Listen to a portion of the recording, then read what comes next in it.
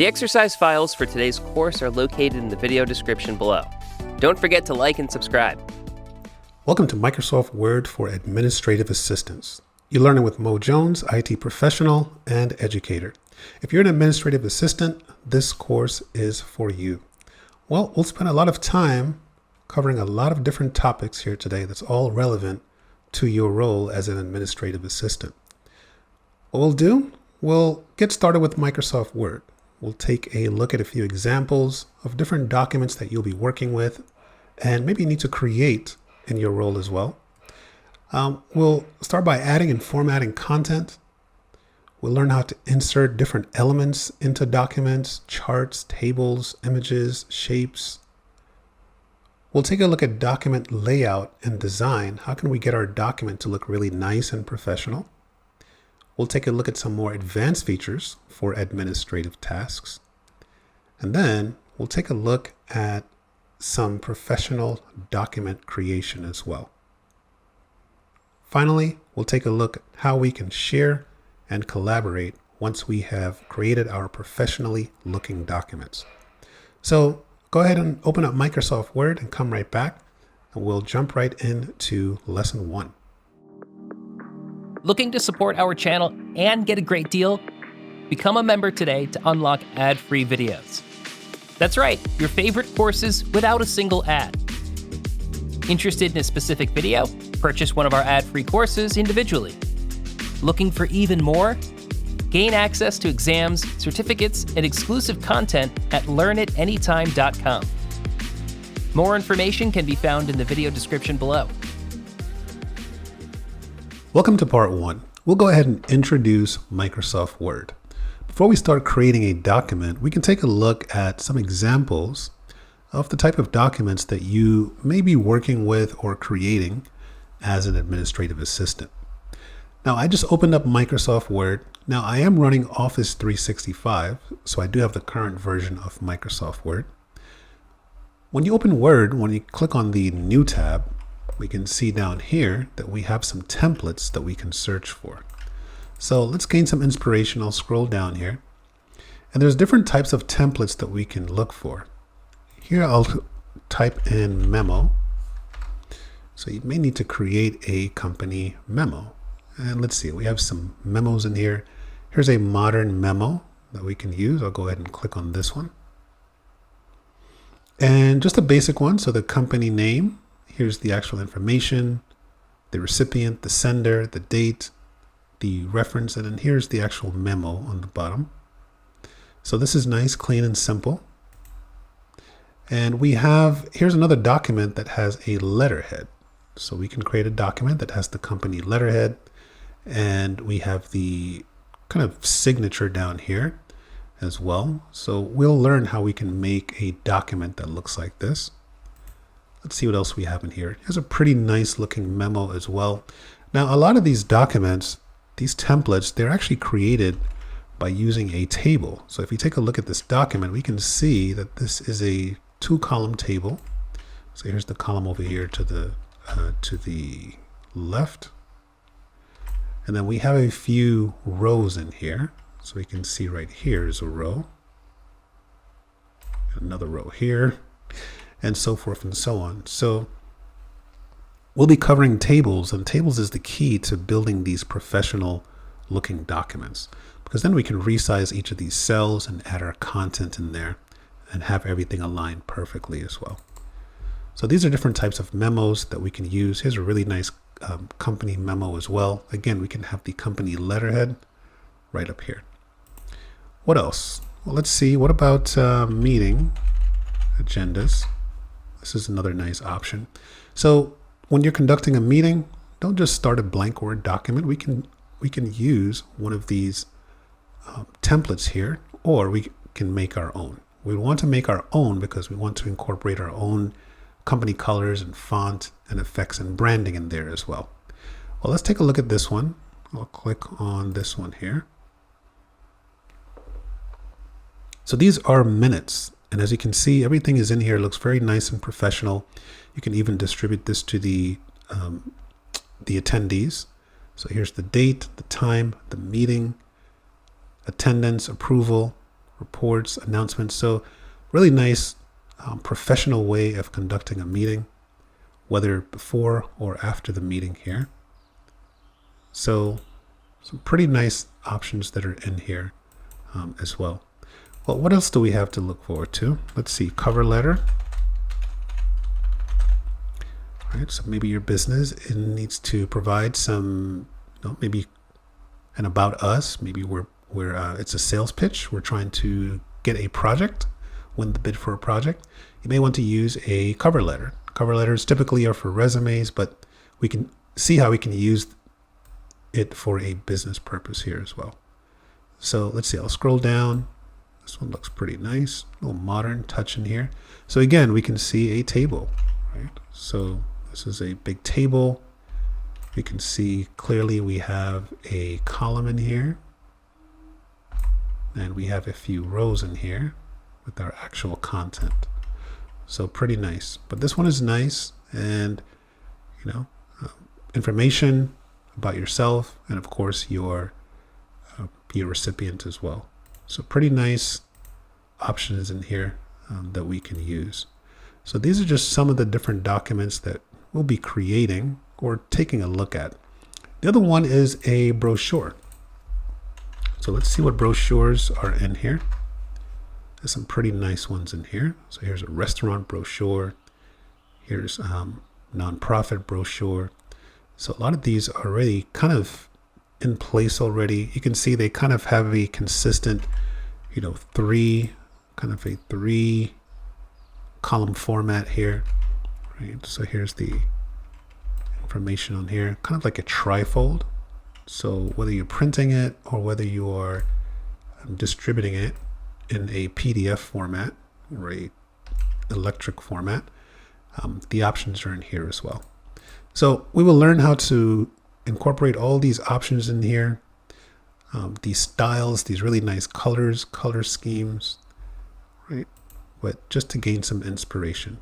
But for now, let's go ahead and open up a blank document. Go ahead and spend some time just navigating the templates that are out there. Look for one that's relevant to your role. And you can go ahead and just add one. So if I were to go ahead and click on this one here, if I click on create, this will actually download it. And here's the actual template. And we can see this is a table, right? So this entire document is an actual table. These are cells, rows, and columns. Everything is in here, can be changed. I can right click on this logo and I can change it to another logo as well. So pretty nice. So all of these options here are, we can modify them to make it relevant to our situation. So go ahead and check out some of those templates and come right back, and we will start taking a look at Microsoft Word, take a look at the interface, and start creating a document together. Let's go ahead and dive in. We'll create a new document, and in the process, we'll understand the ribbon, and we'll apply some text formatting as well. I'll go ahead and open up my document here. So here's a new document that I've opened up. Again, you can go to the File tab and just click on New and create a blank document. I'll go back here. Let's go ahead and set up a company memorandum. So I'll go ahead and enter some information in here. So maybe I'll go ahead and put the name of my company. I'll just put some placeholders in here for now. So this will be the company name. And how I want this to be set up, I want this to reach the entire organization. So I'm going to enter some information here. So who is the audience? Who is it from? And so I can just enter text, just type, and I can press the enter key to go to the next line here. I'll go ahead and add the date of this memorandum. And I need to include the subject as well. And then down here, I'll have the message. And then I'll have the, let's see, I'll add some type of signature or some type of sign off in here as well. So pretty good so far. So we have the basics set up here. So now it's just a matter of, using some of these font commands in here. So I may want to make this, kind of stand out a little more. So once you take a look at the ribbon, we'll see all the tools that we need to format this actual text. Now, so here is the ribbon interface. So if you've used other Microsoft applications like Word, PowerPoint, Excel, even Outlook, you'll notice the similar ribbon interface here. The main thing to know is that right here is the Home tab. So this is the Home tab. On the Home tab, we have different command groups. So we have the Clipboard command group, we have the Font command group, where we'll spend a lot of our time formatting the text type, the text size, the text color. We'll spend some time in the Paragraph command group as well. And then we have some styles that we'll go ahead and discuss here. So as we go from left to right, we'll see how we can improve our documents. We go from basic formatting to some more advanced formatting over here to the left. So I'll put B over here. These are basic commands. And then we have some more advanced commands. And not so advanced where it's, high learning curve. It's just more, make our document looks more professional, especially when we start discussing lists, right? So numbered lists and bulleted lists as well. So that's how the ribbon works. If I click on the Insert tab, so here is the Insert tab, and I'm presented with some other command groups here. So here's the Tables command group. We can insert different types of tables. Here's the Illustrations command group. So this is where we can insert pictures, shapes, icons, charts, and other types of things as well. Headers and footers. So there's a lot of goodies here under the Insert tab. If I were to click on the Design tab, now the Design tab is special. It's different than all of the other tabs. And basically with the Design tab, anything that we do here affects the entire document. So if I were to choose a theme, this is going to change the theme for the entire document. If I choose one of these document formatting styles, there's a few in here, this will affect the entire document. I can choose the colors that I want to use for the document, the fonts that I want to use. I can establish the paragraph spacing for the entire document. And then of course over here, I can change the page color if I want to, add some page borders, and even add a watermark. If we click on the Layout tab, this is where we find how we can manage the page. So we can change the page size here. We can change the orientation from portrait to landscape. Here's landscape, more wider orientation. We can change the margins. So we can see we're using more of the space on the left and the right and the top and the bottom. I'll go back to the regular margins here. So here are the normal margins. And so a lot of different things we can do. We can insert breaks into our document. We will cover a lot of these here. But for now, let's go ahead and take a look at some basic formatting here. My company name, I do want this to be bold. So I'll go ahead and make this bold. And I'll also make this slightly bigger. I'll go ahead and make this maybe size 14 so everyone can see it nice and big. That looks pretty good. I can also move it over to the right. So if I head on over to the Paragraph command group, I want to go ahead and align this to the right. So I'll use this right align here. But let's see what the center looks like first. I'll go ahead and highlight the text. Now you can highlight the text like this, or if you double click, you can highlight a word. If I triple click, I can highlight the entire content that's on that row. So I'll go ahead and center align this here. And that looks pretty good. I'll go ahead and align it to the right. And I think I'll leave it like that. Now down here, we have to, from, date, subject, message, and signature. So we're going to use some font commands here. We may want to change the colors of the text, make this a little more colorful. You're going to choose whichever font commands you want. Now I do have a document that we can use for reference. It's called file number 1, and we just have some information in here that we can go ahead and add in. So if you want to go ahead and actually use your company information, that's perfectly fine. but feel free to go ahead and add this information in here as well. Let's just go ahead and add just a few pieces here. I'm going to add the to, from, date, subject, the background, and the actual message here. So go ahead and add those details and come right back, and we'll take a look at how we can format the content to make it look a little more professional. I was able to add some content here, and you can see it looks pretty nice already, just with a nice little touch of the company name in here.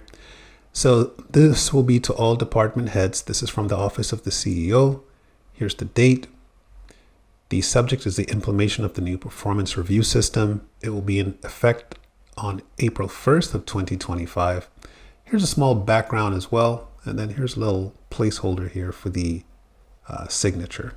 So I'll go ahead for the signature. I'll just put, I'll say respectfully, and then I'll put the CEO in here, right? For the company name, let's see, I can overwrite this text. It will still be bold. I'll go ahead and think of a company name here that I can use. I'll just say Jones and Associates. There we go. So it looks pretty good. Well, let's make that a different color. Let's go ahead. I'll go ahead and highlight this here. And let's see, I'll go for maybe a dark red. So I'll go ahead and use a dark red in here. So let's take a look at some of the font commands. We already changed the size. We made it bold. We changed the color. I may want all of this to be all uppercase. So I'm going to click on the change case option here in the font command group. One of the things that I can do is I can either capitalize each word or I can make it all uppercase. So I'll go ahead and make it all uppercase. That looks better. Now over here, the font is 11. I do want this to be a little bigger, so I'm going to highlight all of the content here. And I'll just make this size 12. We have a lot of room, no need to make it so small. Let's make it so everyone can see it. I'm still on one page, so I'm good to go. So that looks pretty good, right? I'll scroll down just a little bit so I can see what I'm working on here. Okay, so what's next? So we have some options in here. Over here, maybe the to, I'll go ahead and make these bold as well. So the to, the from, the date, and the subject, I'll go ahead and make those all bold. And what about the font? So right now we're using the Aptos font. Maybe I want a different font. The Aptos font can be for the company name here, but let's try another font. I'll go ahead and highlight all the content here and go ahead and change the font to something that you like. It's okay if we have two fonts in here, as long as we have one, kind of for the top level items and a secondary font for the other types of items in here. So I'll see if there's another font that I like. Here's the Georgia font. That looks pretty nice, actually. So here's the Georgia font. I'll go ahead and choose that one. We have some others in here. Right. So some fonts are bigger or lighter or taller or wider than others. So there's a lot of fonts in here. At this point, you may want to go ahead and just use your company font. So maybe your company is using the Georgia font, for example. You can go ahead and apply that here. So that looks pretty good. I like the way that looks here. I'll go ahead and make the subject italicized. So I'll give it the italicized here. And maybe I'll give it that a color as well. Why not? Some colors in here. And I'll stick to the theme colors here that we're using. I want to stay away from the standard colors. These colors work together well.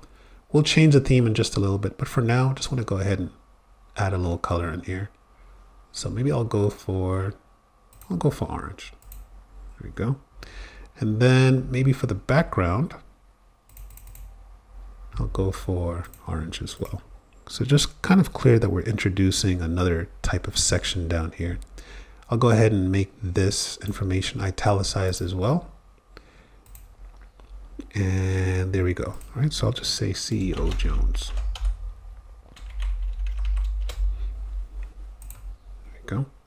So that looks pretty good so far. Okay, so those are some of the basic font commands that we can use. Now, let's take a look at some other options in here.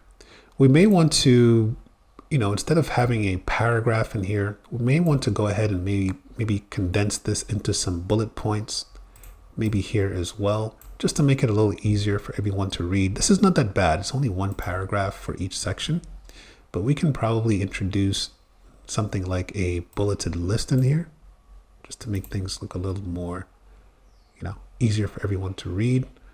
Or we can introduce some steps that are necessary in here. But for now, just go ahead and apply your formatting. Right? Choose any colors that you want to. Go ahead and just introduce different parts of your document. Use some of the font commands here in this command group and come right back.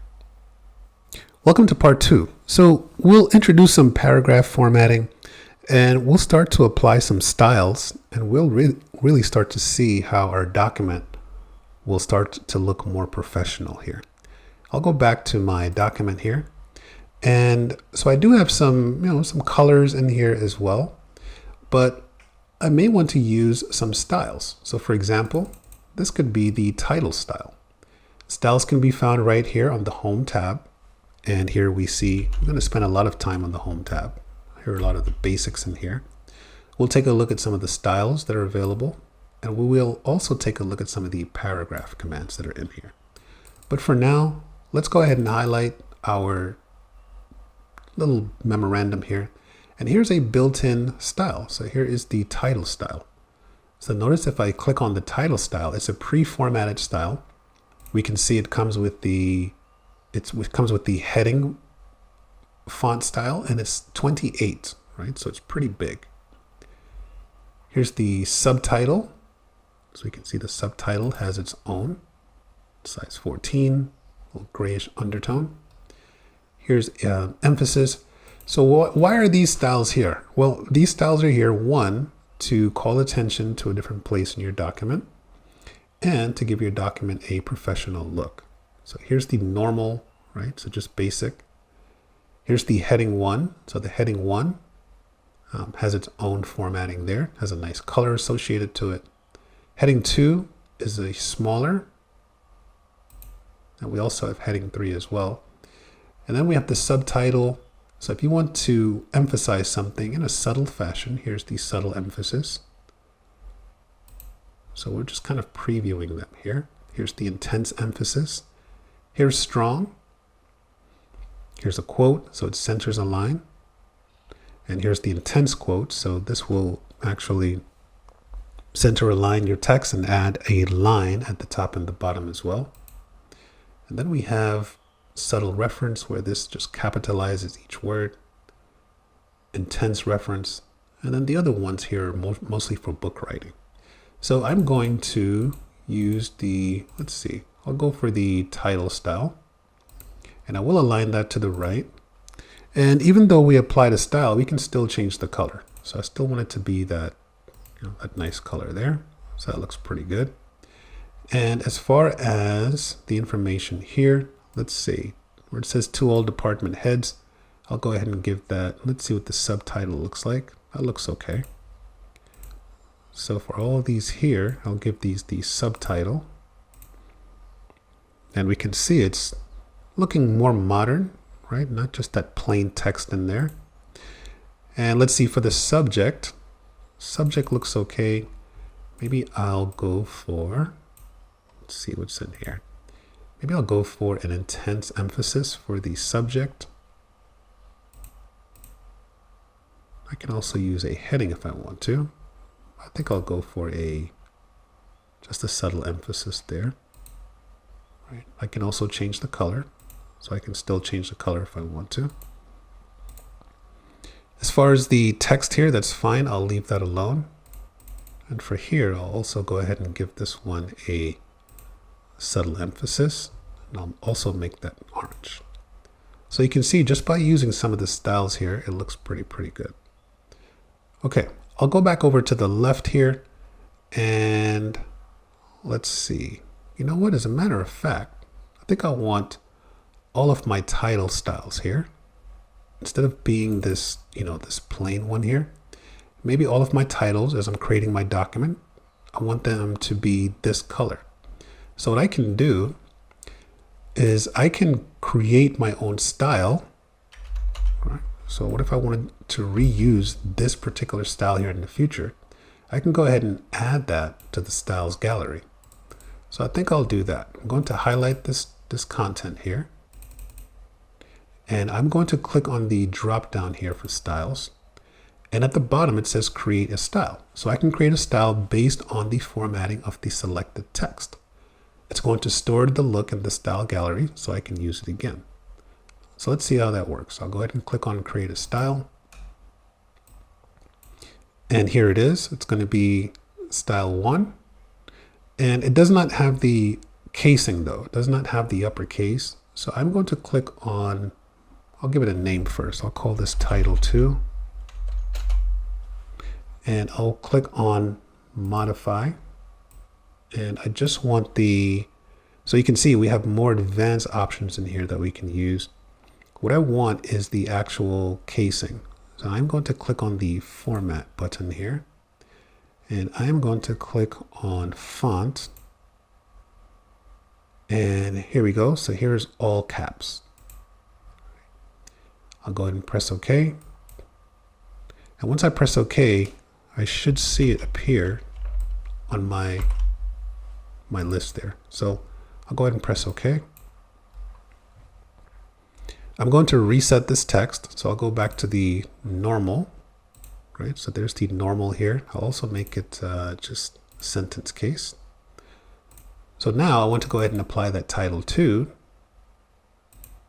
And there you go. So pretty cool. It also aligns it to the right as well, which is good. Right? So pretty nice. So now I can use that title 2 at different places in my document. Now, in terms of let's see, we can also modify an existing style. So this one is using let's see, this one is using the subtle emphasis. Yes, so maybe I want my subtle emphasis to be this orange color. So if I right click on the subtle emphasis here, I can modify an existing one. So I will click on modify, and I'm just going to change the color, right? So, and I'll make this blue. I'll go for a dark teal rather, and I'll go ahead and press OK. I'll make it bold as well. Here's a preview of what it would look like. I'll go ahead and press OK. And let's see if I can apply that subtle emphasis. There we go. Now I can apply it in different places. Okay. So that looks pretty good. I do like the orange better though. So I'll just go ahead and put it back to orange. So I'll make that orange. And as you can see, the benefit of doing that, whenever you modify an existing style, it updates all the styles that's already being used in your document. So pretty nice. So go ahead and apply some styles to your document, create a style or two, or you can even modify an existing style and just go ahead and apply them to your document and come right back. Let's go ahead and use some of the paragraph commands that are available. The first thing I want to do, I want to go ahead and establish the paragraph spacing, right? So I have quite a bit of space in here in between. So I'm going to highlight all of my message underneath the subject here. And if I want to change the spacing, I can click on this icon right here. So here is single line spacing. Here's double line spacing. So you're going to choose the spacing that works best. Right. This one looks okay. I'll stick with single line spacing. And I can also remove the space after the paragraph. So this will actually help me to gain a little more space in here. So it's up to you. You may prefer to have the space after the paragraph, or you may want it to be more kind of spaced out like that. I'm going to remove the space after the paragraph because I want to try and keep everything on one page. I don't want it to be too long. So that's the simple way to adjust the paragraph spacing. Now I do want to introduce another section down here. I want to create a bulleted list or even maybe a numbered list. So I'm going to pull up my text document here. And I want to focus on, let's say, the key changes in here. Right. So a couple of opportunities here. So the key changes are to focus on goals, regular feedback, development plans, competency-based assessments, online platform. So I can just go ahead and add these talking points. Right. So I'll go ahead and add those. And then what I'll do is I'll go ahead and convert these into bullet points so it's easier for everyone to actually read them. I was able to add that content. So I'm going to convert these into bullet points. So I'll go ahead and highlight the content, and I can either convert them to bullets or I can convert them to a numbered list, right? So whichever one I do, it's going to convert it for me. I can also choose the type of numbering that I want. It could be A, B, C, 1, 2, 3, right? So different options in here.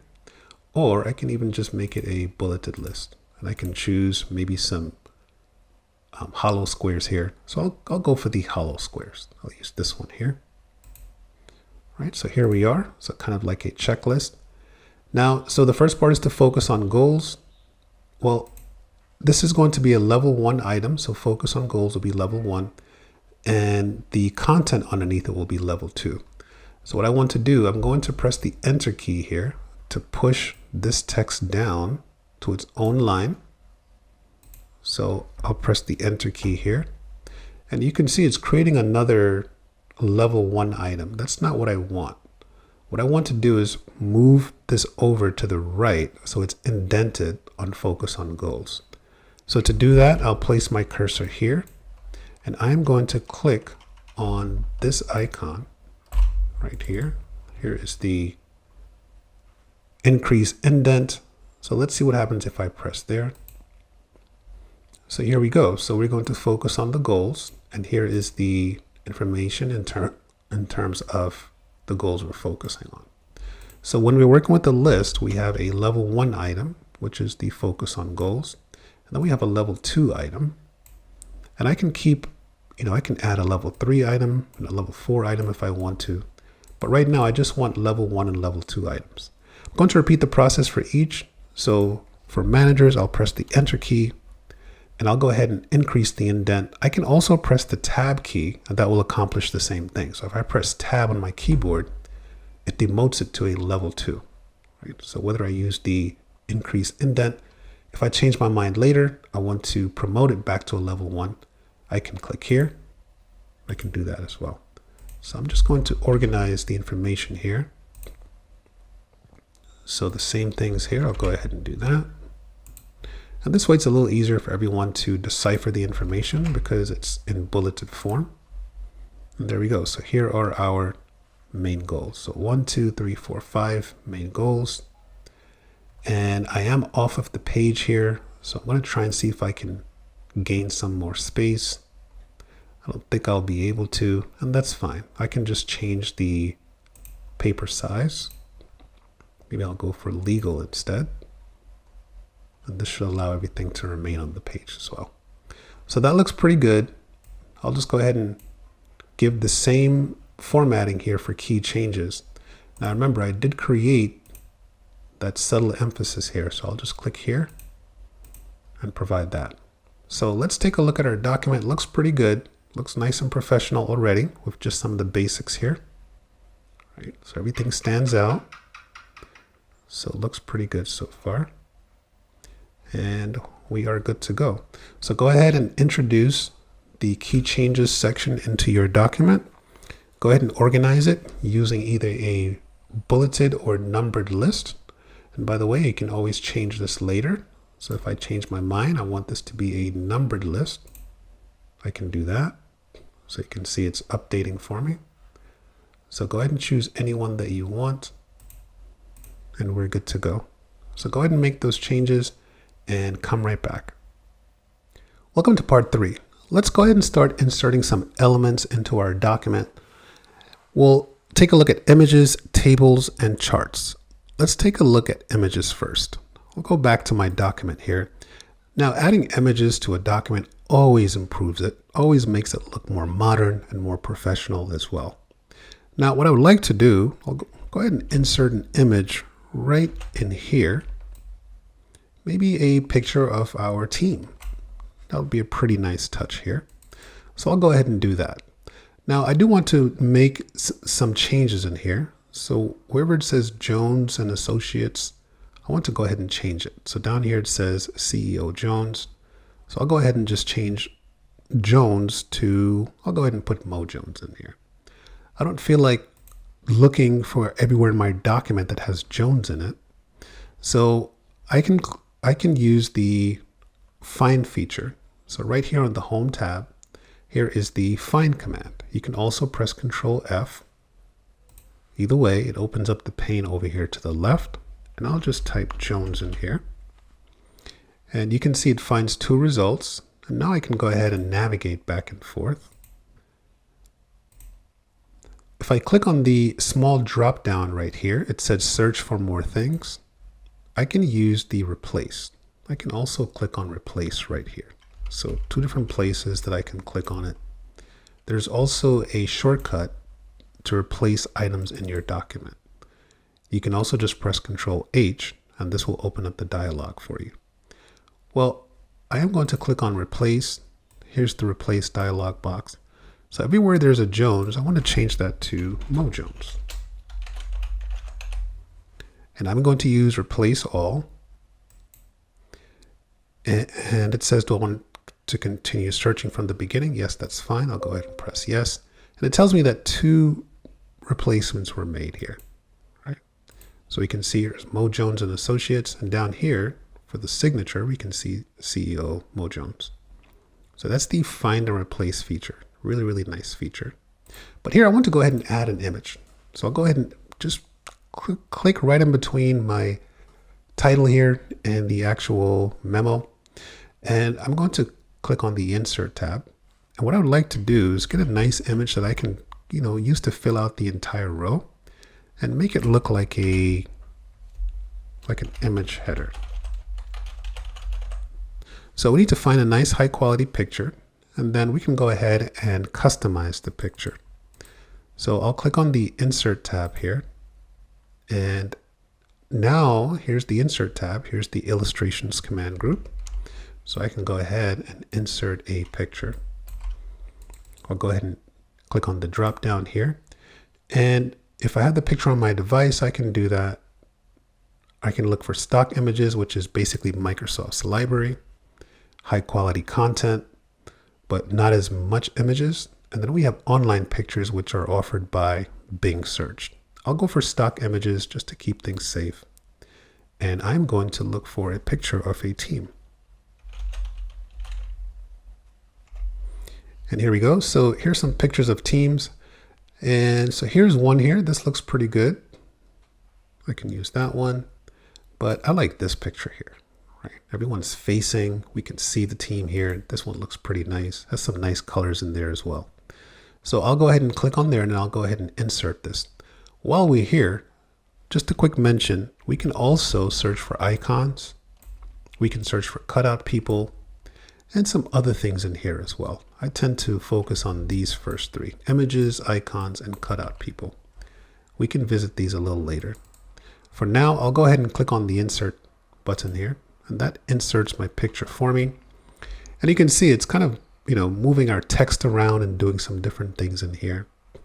Well, this picture is a little too tall. I want it to be very wide and very, not as tall.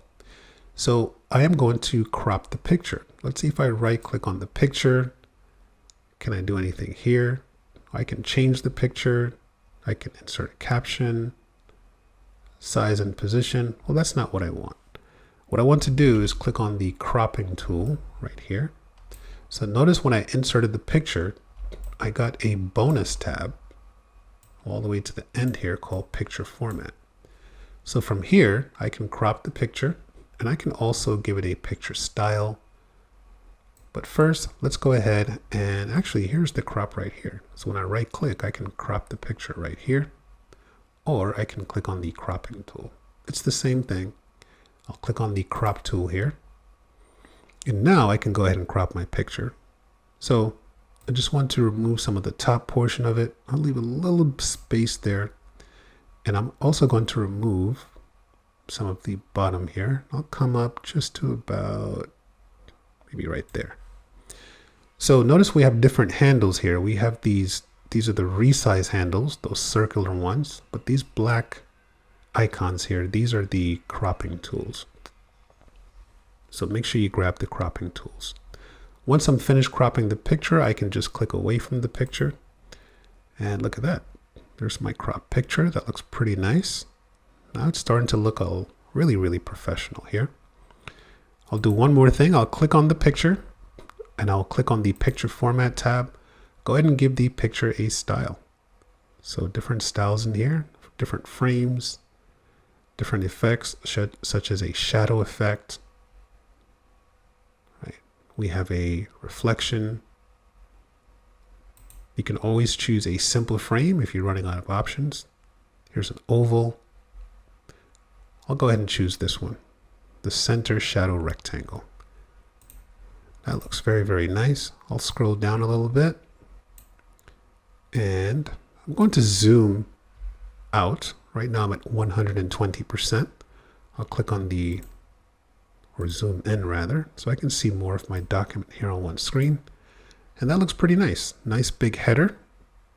And then we have the memo on the bottom, and we're still on one page. So everything looks pretty good there. So go ahead and make those adjustments. Go ahead and replace the text using the replace feature. Go ahead and insert an image and crop it so that you can just add it here. I might want to stretch this out a little bit as well. Actually, no, that's fine. That looks pretty good. If your picture is not behaving, so right now, when you insert a picture, you cannot really move it because it's kind of locked to that place in the document. So what you want to do is click on that little layout options here. And as long as we change it from inline with text to one of these text wrapping options here, we will be able to move the picture freely. So I'm going to choose, I'll choose top and bottom. And now I can move the text, right? So the text will be, so now I can move the picture from left to right if I want to. So the text will always be at the top or the bottom, but never on the left or the right of the picture. So now I'll move it over to the left. I just want to make it a little bigger here. And that looks pretty good. Welcome back. Let's continue with part 3 here. Let's go ahead and add a table. We will have a chance to add some more images. I'll scroll down to the end here. And on the next page, so our community will receive this memorandum, but on the next page will just be for the administrative office here. So I want to add another page so I can insert my table and my chart and some more images as well. So I can press the enter key here. So if I go down to the bottom of the page, if I press the enter key a few times, this will actually push it down to the next page. The other option that I can do is I can click on the insert tab and I can insert a page break. So it's end the current page here and move to the next page.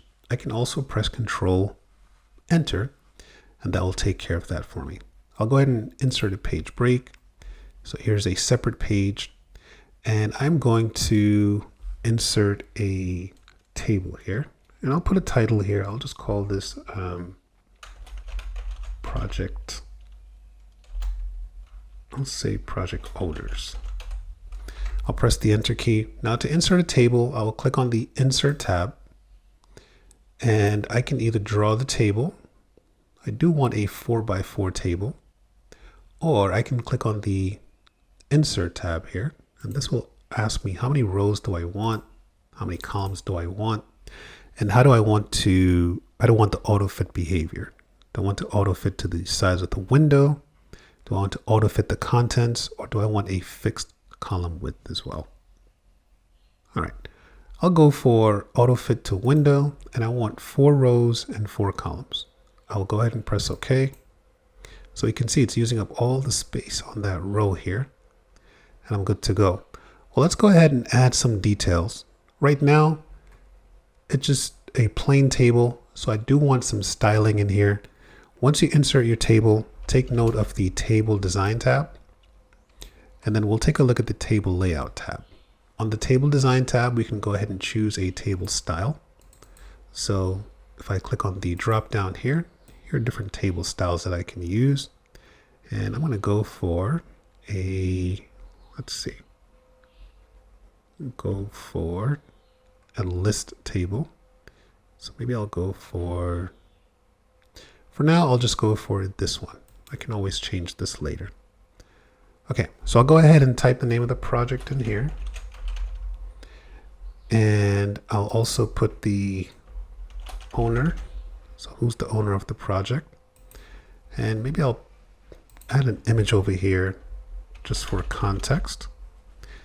And let's see, what else do I want to track? So the name of the project, the name of the owner, and then I also want to go ahead and add maybe the start date or due date, or maybe the priority. I'll go ahead and put the priority in here. Right. So project, owner, and priority.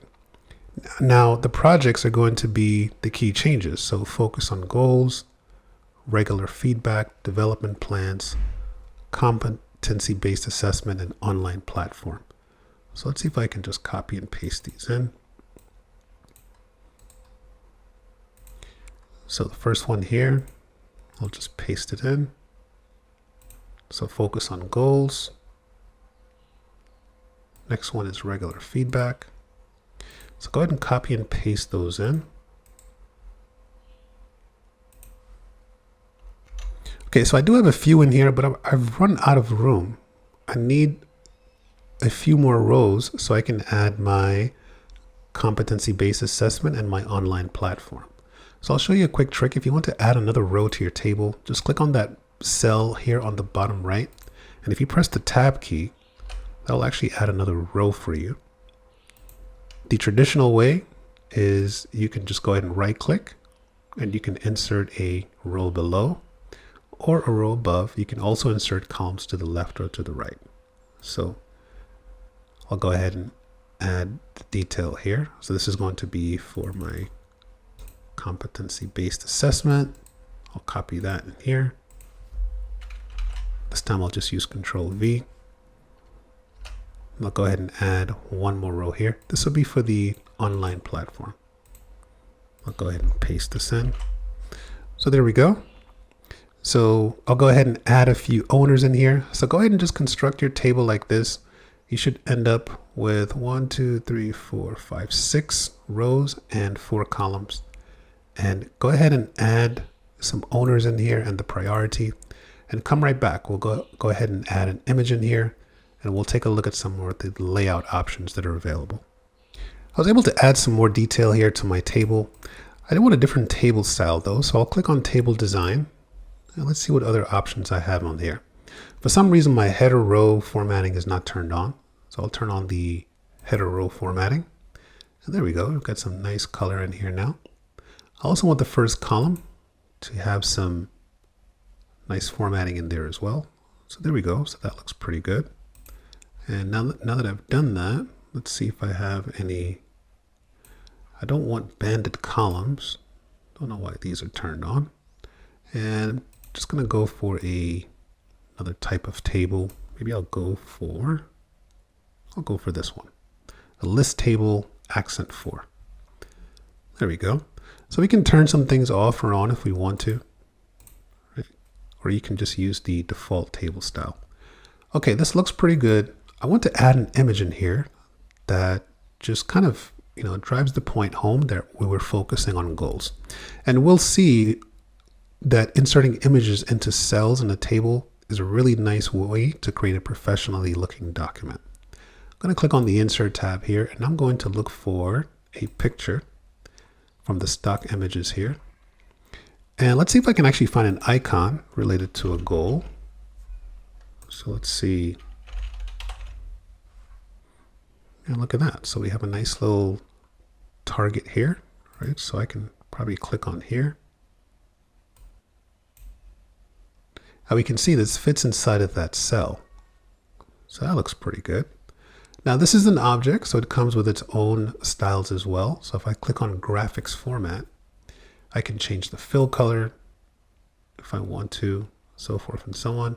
Or I can go for a built-in style with something that blends in pretty good with the orange, which goes well with blue. So I'll go ahead and maybe use orange here. So there we go. So there's a nice little goal icon. Or you may want an image. So we can actually add an image as well.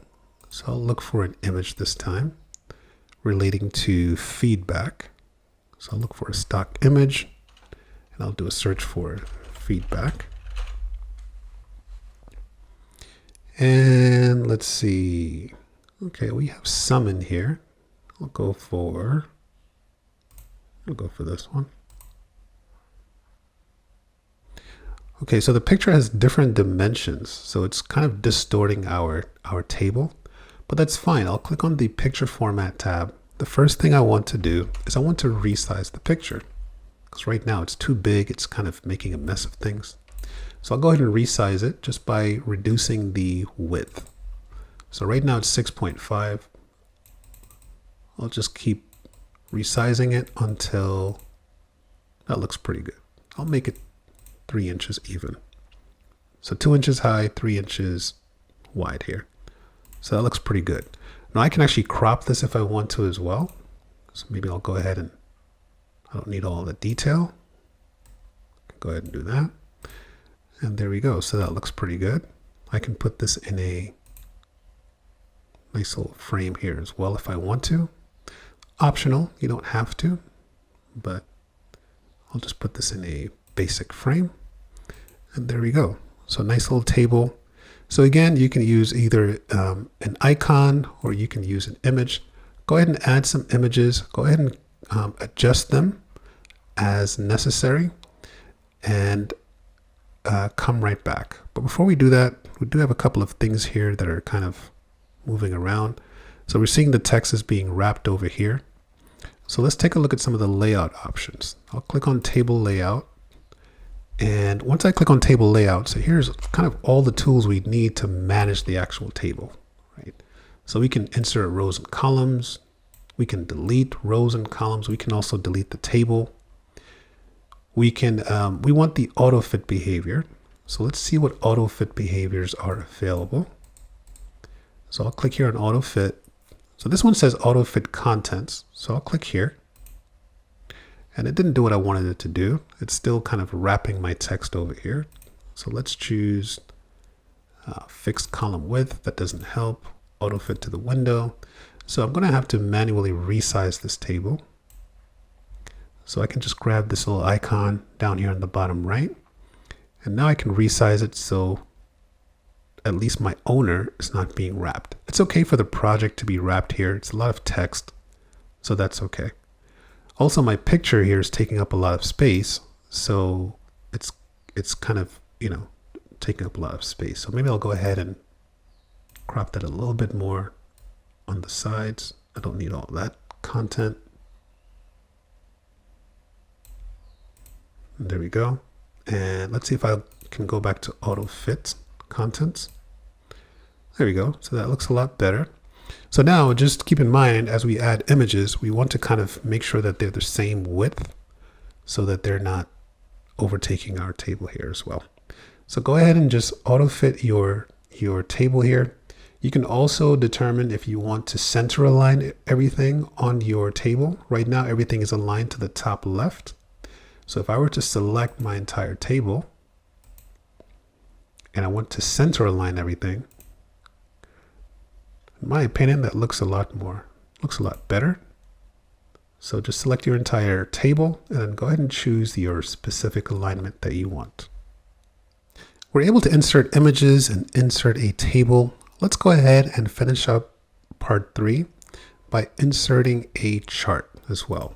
So you can see I was able to add a few more images here, and I did my best to make sure that they're the same width. It's okay if they're slightly taller than the others. Not every cell is going to have the same height, but I did my best to kind of make sure that they're all 2.3 inches wide and about 1 inch tall. So I got pretty close. but it looks pretty good, right? Then from here, we can go ahead and change the table design if you want to, but let's go ahead and insert a chart. So I'll go down here. Now you can actually double click anywhere on your Word document. So if you want to add content, let's say down here, you can just double click and you can add your content right there. So I'm going to double click a few spaces away from the table and I'll go ahead and insert my chart in here. Now, when we insert the chart, we can actually just copy and paste. So if we just want to see a chart that's, let's say based on the priority, or maybe we can add the cost in there, we can go ahead and do that. So let's just go ahead and insert a chart in here. I'll just put a little text placeholder in here for my chart. And let's focus on the cost for the different goals in here that we have. So I'm first going to copy the context here. So I'll copy this to the clipboard and we'll see why in just a little bit here. So I'm going to click on Insert, and here we have a single icon to add a chart. So I'll go ahead and click on my chart here. And here's the different types of charts that we can add. I'll go for the default one here, which is a column chart, and I'll go ahead and press OK. Maybe I'll make it go for a 3D-ish look. I'll go ahead and press OK. And you're saying, well, we need a way to be able to enter the information. Well, right here, we can see a small window opens, and this will actually allow us to input the information in here. And then down here, we can see the information is being displayed on the chart. So we get this basic generic piece of information in here. We have 4 categories, 3 series, and we have some numbers in here as well.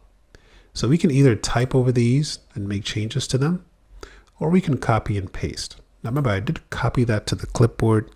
So I'm going to right click and let's see if I can paste the information in there. And there we go. So here are the different parts of my plan here. So here's the focus on the goals, regular feedback, development plans, competency-based assessment, and the online platform. So let's just go ahead, and we don't need all this information. I'll go ahead and delete the information here.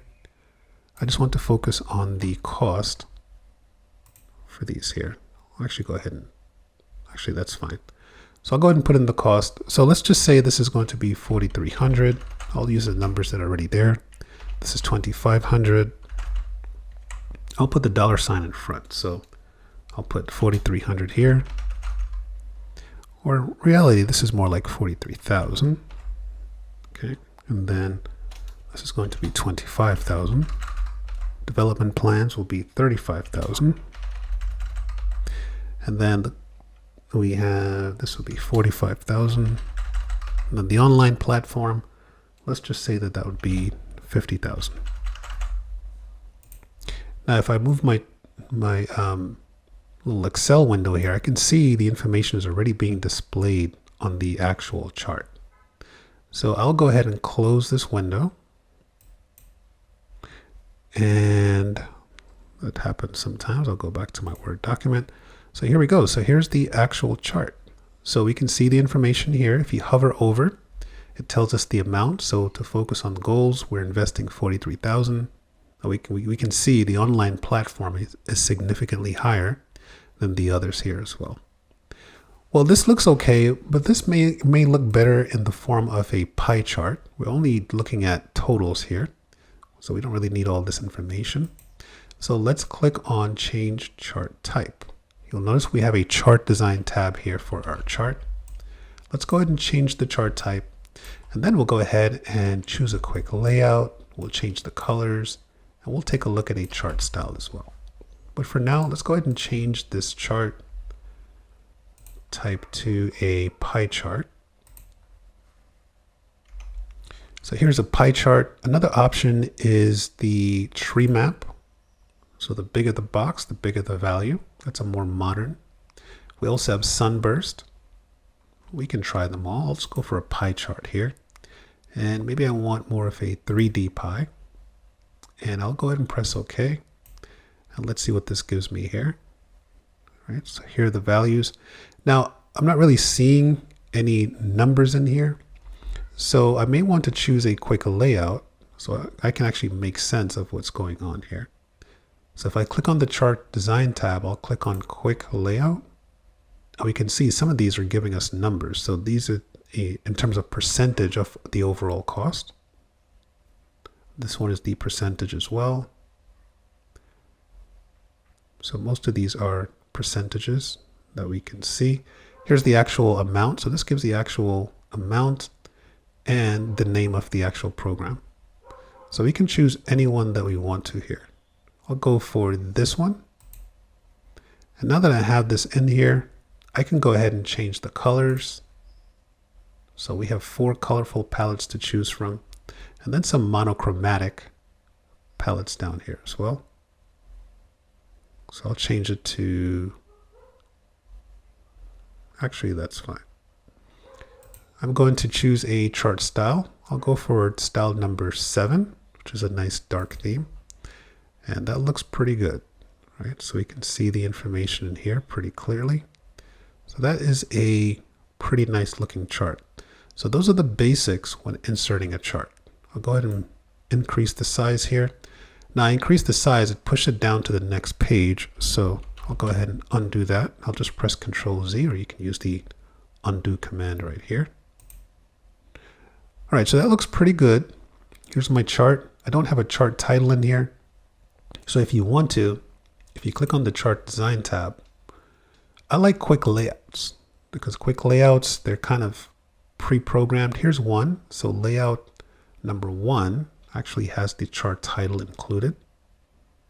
Or you can click on add chart element. So this is you can choose the individual elements, whether you want to see the chart title or not, above the chart or overlaid. If you want to see the data labels, you can. We have data callouts in here. I'll go for the data callout. This looks a little better. So you can do a combination of a quick layout, and you can add your own chart elements in here as well. For the legend, maybe I'll show this on the left or maybe on the right. No, it doesn't look good that way. I'll leave it as is. So that looks pretty good. So those are the basics when working with a chart in Microsoft Word. If I want to change the chart type, I can do so. I'll go for a tree map and press OK. And there we go. We don't have any numbers in here. So again, I'll choose a quick layout. So I'll go for this one. And let's see if any of these has any more information on here. Nope, doesn't really have it. Well, that's okay. I'll go ahead and use that. Now, if you want to edit the data, we can click on the Edit Data button here. This will reopen that data file. And if I want to make a change, let's say the online platform is 60,000. We can see it's already being represented here on our actual chart. Right, so here's the online platform. I'll go ahead and close this out. And there we go. So those are the basics when adding a chart in here. So I'll call this project cost. So go ahead and insert your chart. Feel free to check out the different layouts, change the colors, change the style. Go ahead and edit the data and come right back. In part 4, we'll take it a step further. Let's take a look at document layout and design. So I'm going to go back to my document here. So a pretty nice looking document so far. 2 pages. Page 1, we can see some nice organization and structure in here. On page 2, we have a table and we have a chart as well. Well, let's see if we can apply some document themes here. If I click on the design tab, now remember on the design tab, any changes we make here will impact the entire document. So we'll take a look at themes, and we'll also go ahead and take a look at document formatting. So right now, if I wanted to change the color of my text here, have some standard colors in here, and also have some theme-based colors. So this is the default theme. Well, what if I want access to more colors? What if I want access to different types of fonts? So right now, this is the Aptos font. Well, what I can do, if I click on the Design tab, I'll click on the Themes drop down here, and I'll scroll down to some Office themes, and here's some different themes that are available.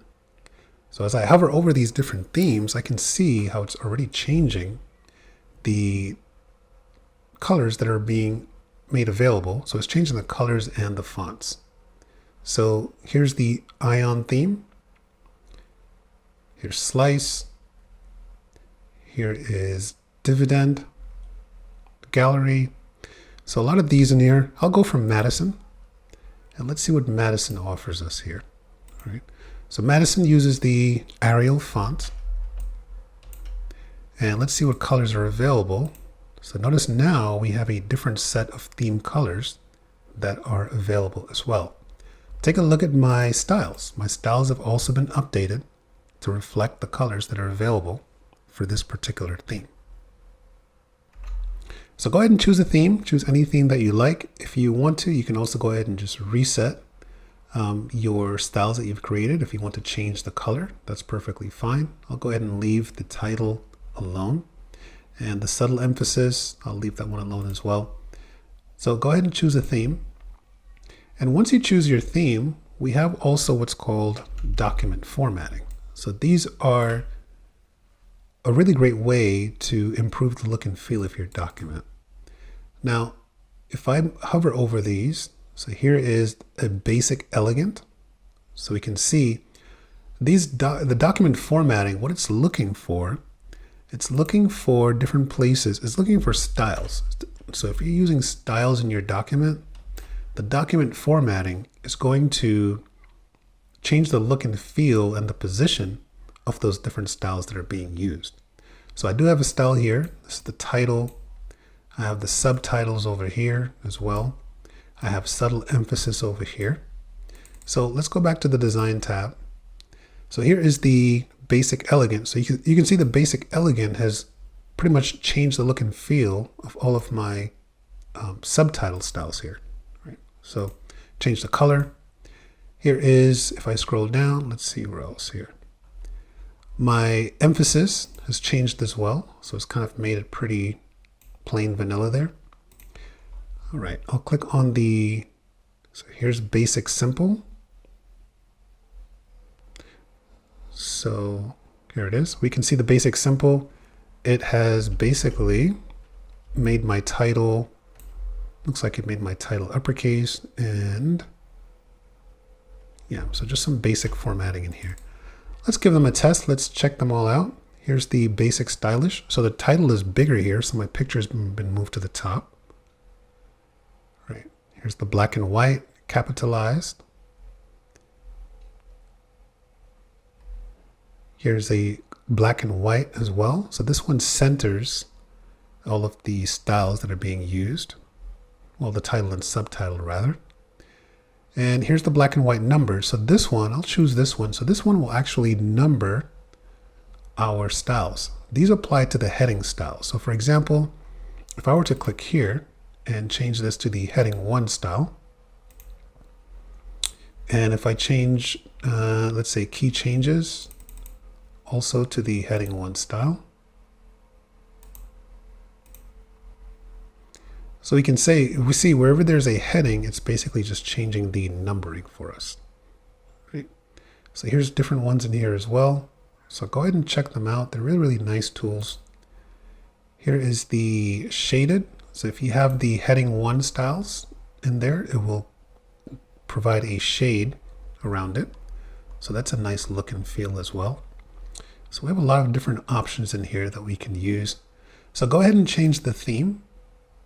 Feel free to apply the accent 1, the heading 1 styles to different places in your document. I'm going to reset mine. I'll go back to the Office theme here. And as far as the document formatting, I'll go back to the basic one here as well. So go ahead and check those out and come right back.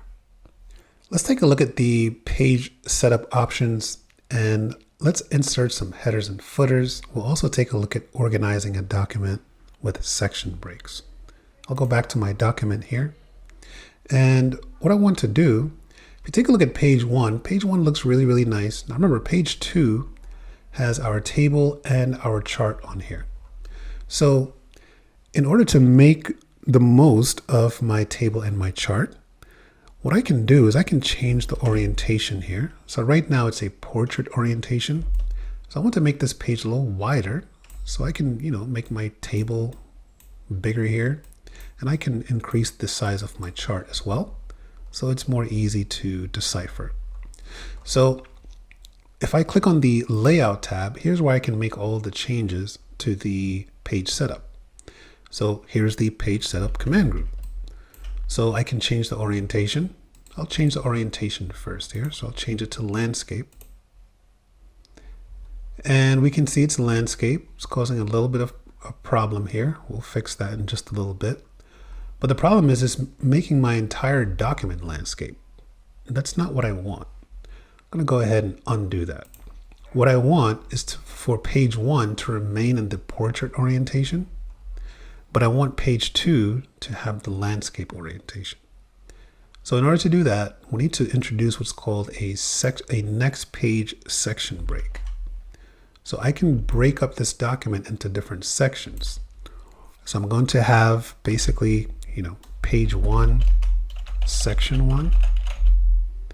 And page 1, section 1 will have its own attributes, such as its own margins, paper size, right, and orientation. And then I'll have page 2, section 2. So page 2, section 2 will have its own formatting here as well. So I'm going to place my cursor right here at the end of this page here. I'll go down to the last line of the page, and I'm going to click on the layout tab here. I'll click on the breaks, and this is going to insert a section break and start the new section on the next page. So let's see what happens when I do this. So we can see now page 2, if we take a look at my status bar here, this tells me that this is section 2 and page 2. If I go back up to page 1, it says it's section 1 and page 1. Okay. So now that I have section 2 here, I'll click on page 2, section 2, and I'm going to change the orientation to landscape. Now we can see mission accomplished. Page 2, section 2 has the landscape orientation, and page 1, section 1 still has the portrait orientation. Now that I've done that, I should be able to increase the size of my table and my chart. Now my chart is spanning over to the next page here. Let's see if I can resize this. Let's see if I can do this manually. Okay, so it's still kind of hovering over on the second page, and that's fine. Let's see if I can regain some of that space here. Press the delete key, and I'm still on that page. That's fine. So what I'll do is I'm going to increase the paper size just a little bit here. And right now it's legal. Let's see if I can have a custom paper size. All right, so right now it's 14 inches. Let's make it a little bigger. Let's make this 15. Let's see if that will... I'll go ahead and ignore that. Let's see. All right, so it's still out there. I'll go ahead and change the size again. Let's go for tabloid. All right, so tabloid is pretty big, and tabloid allows me to see the entire table here. Now I can make use of all that space, and I can have a really nice big table on here if I choose to do so. Let's see if I can get it to fit on one screen in here. That's not bad. Now my chart is on the next page as well, so now I can make my chart bigger. Now that I've changed the orientation and the size. I'm going to change this chart back to the pie chart. This one is just not giving a lot of information here. So I'll go ahead and do that. I'm good to go. So here is my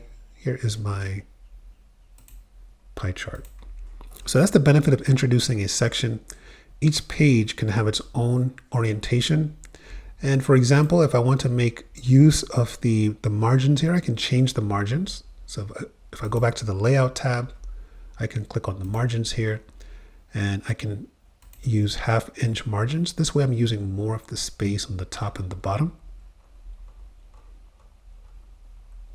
So we can see page 1, section 1 has its own margins, which is 1 inch, and page 2, section 2, and page 3, section 2, right? So this is still section 2.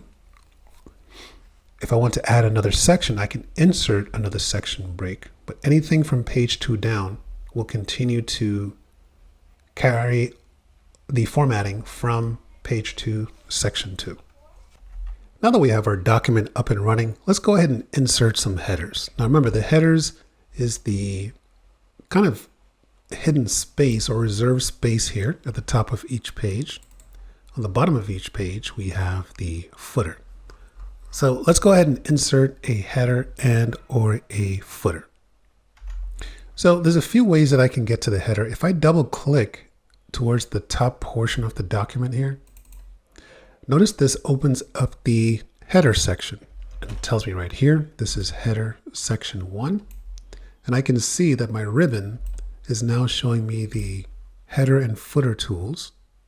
So I can go ahead and click on the drop down here and I can go ahead and insert an existing header, or I can just type whatever I want to type in here.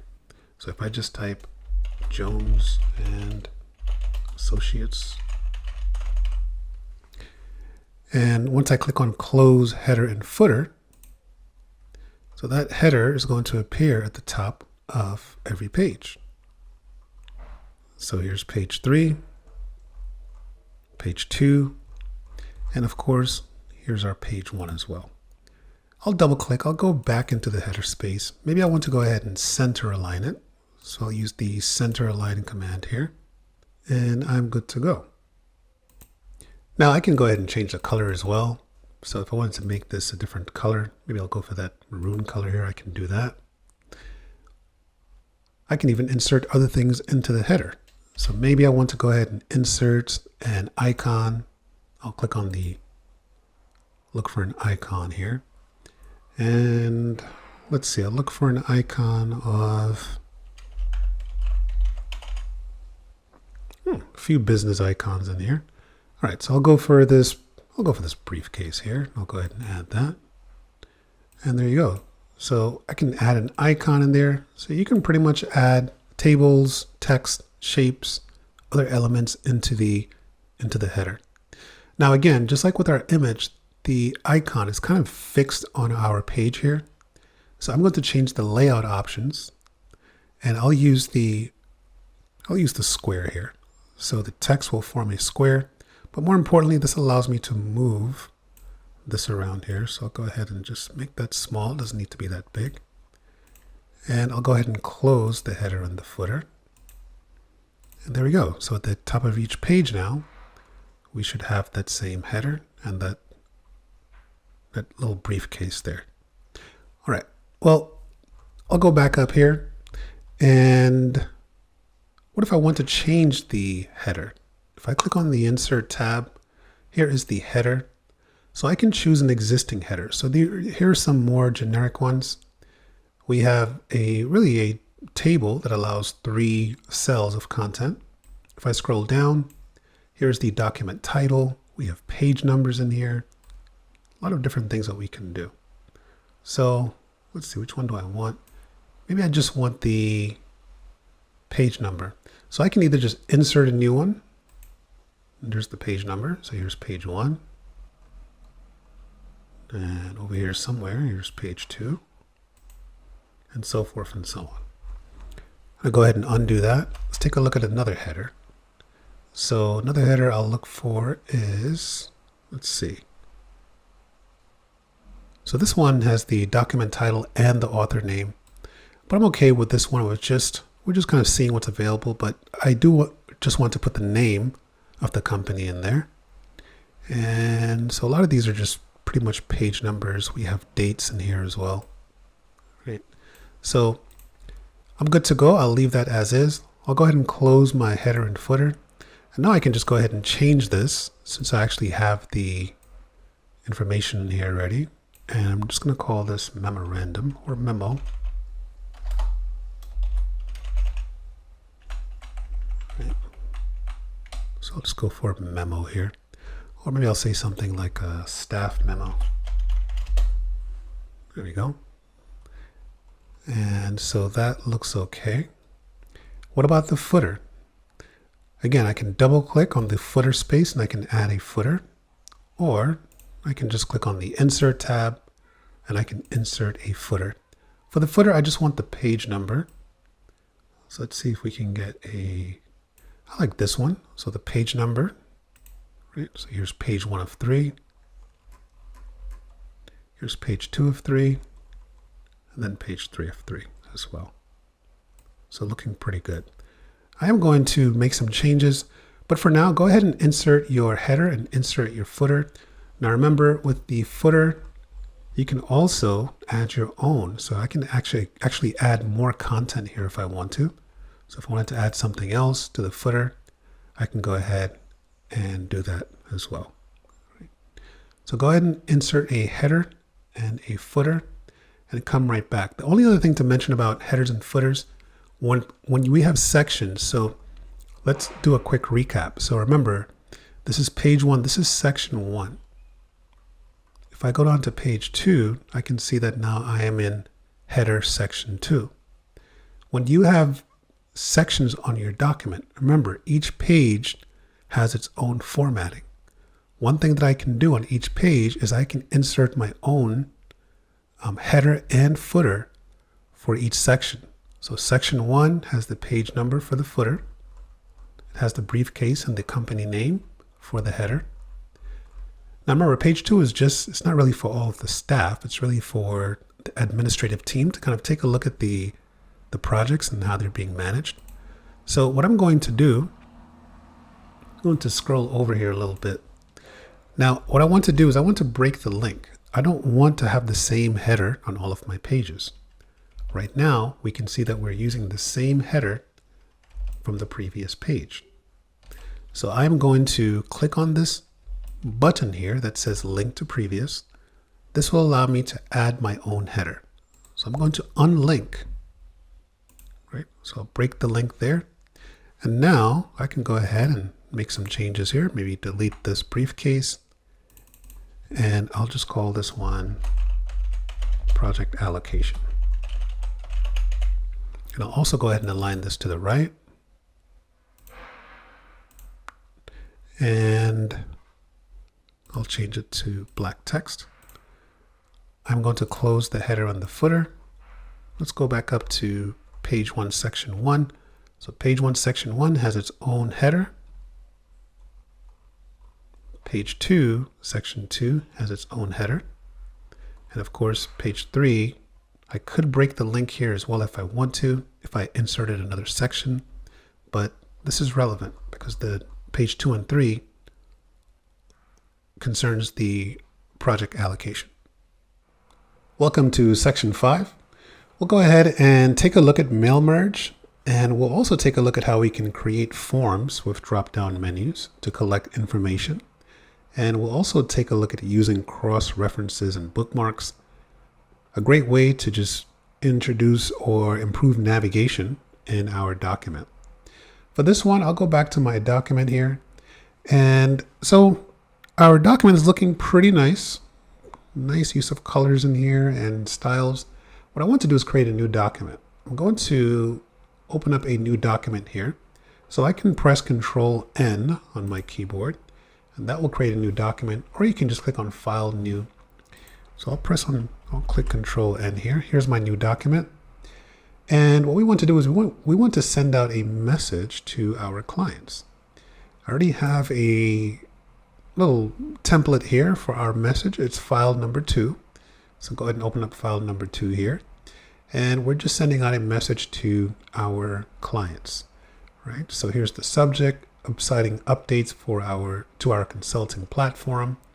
And we're going to just send out some basic information in here. So I'm going to copy this information here and paste it right here into my Word document.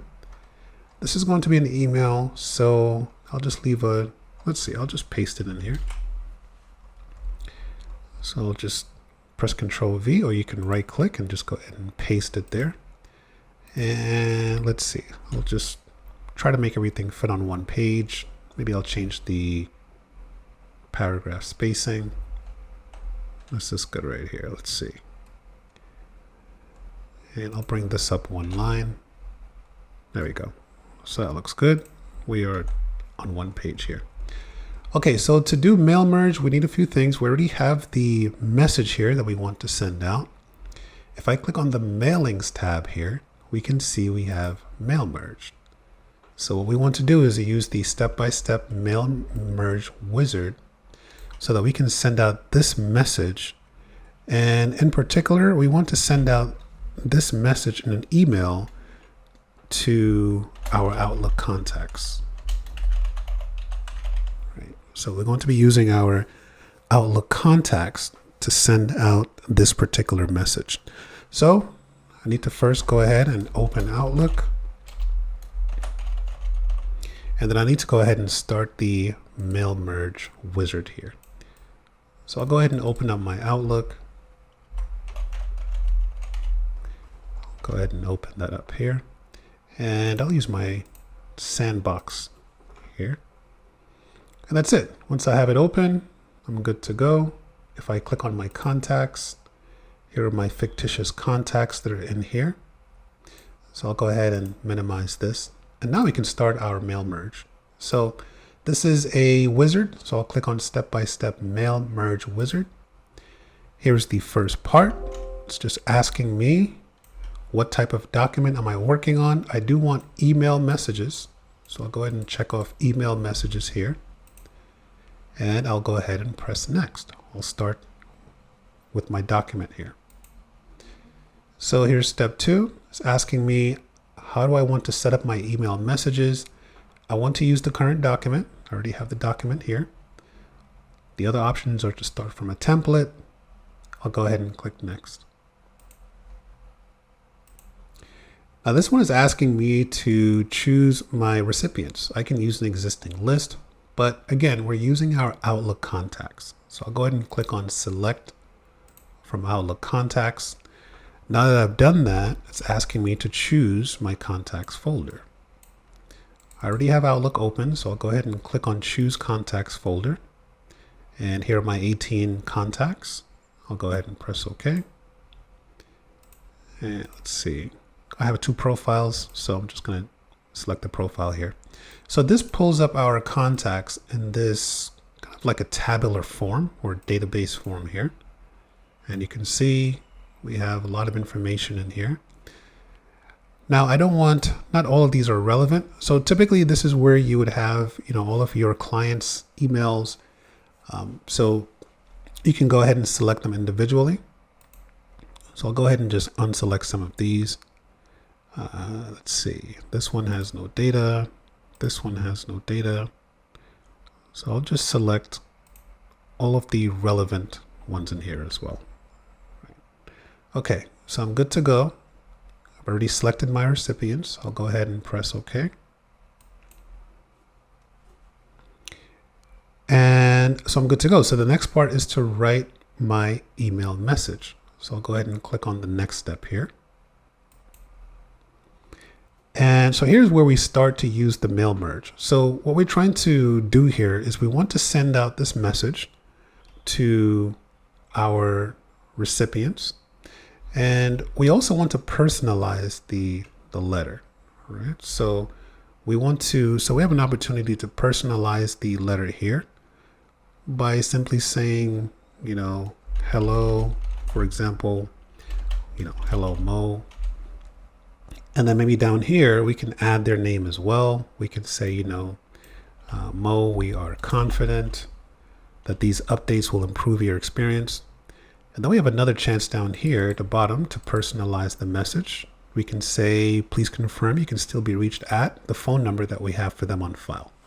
So we have those 3 chances to personalize this message. So to do this, here's the salutation. Now we can go ahead or the greeting rather. So we can actually use this one, or I can go ahead and insert the greeting line. So I'm going to, I'll copy this because this is going to be our subject. So I'll just copy this text here and I'll delete this line. So right there, I'm going to introduce the greeting line. So here's the greeting line. I have dear, I have to, and so forth and so on, or I'll just say none. I'll just address the individual as, Mr. or Mrs., or actually I'll just put the name. So I'll just use the name here.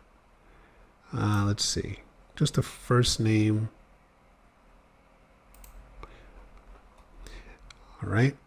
And now I can kind of just navigate through them here. So I can, right. So here's Mo, Dean, Eli, Grady. Right. So this is what it will look like. So I'm good to go. I'll go ahead and press OK. And we can see it just enters a line of code here. So based on the recipient from our contact list, it's going to populate this here with that. Okay. So right here, that looks good. Now what I would like to do is right here is to introduce the name here as well. So I'm going to make this a lowercase w. I'll add a comma here as well.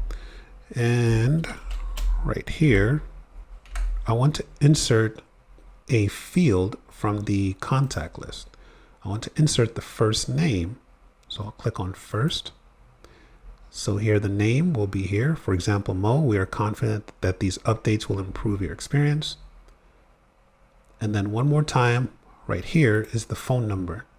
So please confirm you can still be reached at. So I need to insert that merge field again. And where's the phone number? Here it is. So here's the phone. So it will be the phone number for that particular record. It's going to make sense on the next part of our wizard here, once we can start previewing the actual messages.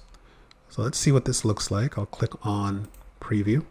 So here's our first message. So here's our recipient, Alex. We hope this message finds you well. And then down here, Alex, we are confident that these updates will improve your experience. We don't have a phone number on file here for Alex, so maybe I'll exclude this recipient.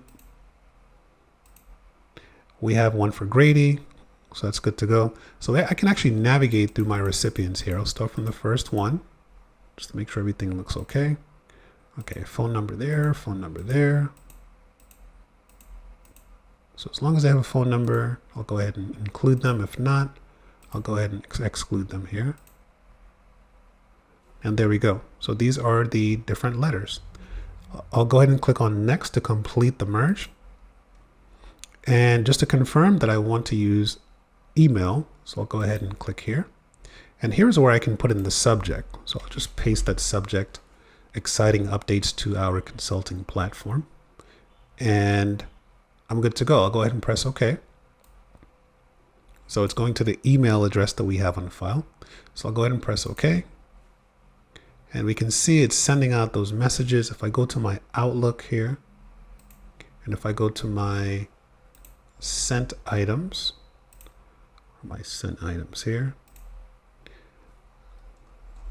and let's see if those went out. So they will show up eventually. Right now it's not showing up yet. Here's an example of kind of what it looks like here. So we can see it's going to each individual and it has their email and it's personalizing the message for each of them as well. So that is mail merge. That's the benefit of using mail merge. We can send out mass messages and we can personalize the message for each individual as well. In this segment, we will create a form with drop-down menus right inside of our Word document. It's a great way to collect information. I have inserted a page 3 here of my document. So feel free to add another page. If you want to insert another page section break, that's perfectly fine. So I already have my page here and I'm going to set up my form. So we need a few things here for the form. First, we need a table. So we'll insert a table And then the table will have our labels, and we'll also have our form fields. So we'll insert some form fields, and form fields can be things like, a date picker, or we can have a drop down list of items. So that's what we'll go ahead and create here. In this example, let's create a simple registration form. So let's go ahead and insert a table. And for now, I just want 2 columns. So maybe 4 questions. So I'll go ahead and insert my 2x5. Actually, let's go for 2x4. 2x4 table. All right. Now on the second row here, I would like the name. Maybe here's the department. This will be a drop down. Here we have the date registered. And let's add another one here. So let's offer a few courses. All right, so here's the course. All right, so I left this top line blank because what I want to do is merge it and just give this a title. So I'll call this course registration form. I'll go ahead and center align this one. And I'll go ahead and choose a table design. So feel free to choose any one that you want to. I'll go for a simple one here. And I do want the header row and the first column. I don't want banded columns though. So there we go. So name, department, registered, and course. Now the next thing we need to do is we need to turn on the developer tab so that we can, if you take a look on my ribbon here, here's my developer tab. And here are the different controls that I can insert. So for example, here's a rich text. So I can enter text. I can even insert a picture. Here's a checkbox. Here's our drop-down list. Here's our date picker. So everything is in here that we need. So to turn on the developer tab, the best thing to do, you can right click on the home tab here, and you'll see the command to customize the ribbon. That will bring you exactly where you need to go to be able to turn on the developer tab. So go ahead and right click on the home tab and click on customize the ribbon. And here we can see we are at the customize ribbon portion of the Word options. So the other way to get here is you can just click on file and then go to options as well. But doing it this way brings us to the exact place where we need to be. Once we're here, we need to just go ahead and locate the developer tab. It's turned off by default. So go ahead and just turn it on. Just make sure it's checked off and go ahead and press OK. I'll go ahead and press OK. I'm good to go. Once you turn on the developer tab, here are the different options that we can use. So I want a placeholder for the name. So I'll use the rich text content control. We have a plain text and rich text. Rich text allows for more text to be entered in the box. So if someone has a long name, that's fine. I'll go ahead and just click here. And there we go. We can simply just tap in there to enter information. The second one is where I want to introduce dropdowns. So should be able to choose from a list of departments. So I'm going to use this control here that says dropdown list content control. So I'll go ahead and click there. And it says choose an item. There's nothing to choose because we have to add the items here manually. To do that, we can click on the properties button here. And this will open up the dialog that will allow us to introduce the different departments. So I'll go ahead and click here. Down here at the bottom, it says choose an item. I want to add one. So I'll go ahead and add a few items here.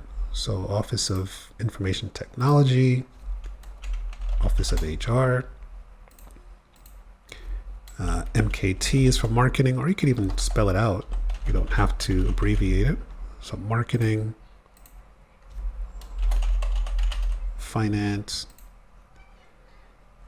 and we can add as many as we want. I'll just add those 4 for now. I'll go ahead and press OK. And now I can go ahead and interact with it. I can choose from an item on the list. For the date registered, we have the date picker here. So this one works well right out of the box. Just need to click on it. And now I can go ahead and choose a date from here. I'll go ahead and add one more for the course. So I'll also use a drop-down list here. And I'll click on properties again. And I'll just add a few courses, right? So let's say MS Word, MS Excel, and let's say managing large teams, get some professional development in here. And I'll go for another one here. And let's just call this communication strategies. I'll go ahead and press OK. I'll press OK and I'm good to go. So here's our form. So now I can go ahead and tap and enter the information in here. Okay, and maybe I'm from the finance department and I want to register for the course offered, let's say Friday the 7th. And as far as the course, I'll go for the communication strategies here. So that is how we can create a form with drop downs in here. So pretty nice. Now, the only other thing left to do is we can move things around if we want to. May not need to take up all that space. We can resize this. So all that we've learned about tables, we can implement them here. And I can also go ahead and change the table style. Maybe I want something a little more modern, something like this. So that looks pretty good. So that's how we can create an interactive form to collect information. Now, if I click on the developer tab, I'm good to go. So if I want to add more, I can add another cell and I can add more items in here as well. When you're working on professional documents, you will run into different places in the document that actually links to other places as well. So we'll take a look at what we need to know about using cross-references and bookmarks. Go ahead and open up file number 3. So this is a Word document and it's 2 pages. So just some best practices here for Jones and Associates Consulting. And we have several sections in here. So client engagement, best practices for project management. And if you scroll through, you can see that I have kind of highlighted some different pieces of text in here. And for example, communication. So communication, I've highlighted it here. We can see communication actually has a link to other places in our document. So here's one mention of effective communication. And we also have some more detail up here under client engagement, referring to clear communication. So some things will overlap. And what I can do is I can just insert a cross-reference. And as you can see, just have a little superscript here with a number 1. So if I move my mouse over it, it says I can hold down the control key and click on it. And if I catch this right, it brings me to that section here as well. So that's how we can use a cross-reference. So we can cross-reference any part of our document. In order to do that, we need what's called a bookmark. If I click on my Insert tab, here are bookmarks. So bookmarks work with hyperlinks to let you jump to a specific place in your document. So select the content you want to jump to, insert the bookmark, and then we can add a hyperlink that points to that bookmark. In this case, we'll add a cross-reference to that particular bookmark. So let's go down here. I'm going to go down to my next red text here. So here's some information on client, right? So ensure client information is kept confidential and secure at all times.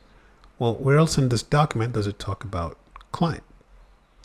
We can see several places. But maybe I want to call attention to the segment down here that just talks about client relationship management. So in essence, what I'd like to do is to add some indicator here that we can refer to this entire section here of client relationship management. So basically, wherever there's an overlap, I'll try to just redirect the reader back to the, kind of the standard here, right? So we're talking about clients, so let's focus on the client relationship management as well. So the first thing I want to do is insert a bookmark here. Let me change the color here. So I want to first insert a bookmark right there. And then I'm going to add right here, I'm going to add the cross-reference to the bookmark. Right? So here will be the cross-reference. I'll just say CR to the bookmark. Okay, so the first thing I'll do, I'll go ahead and add my bookmark right here for client relationship management.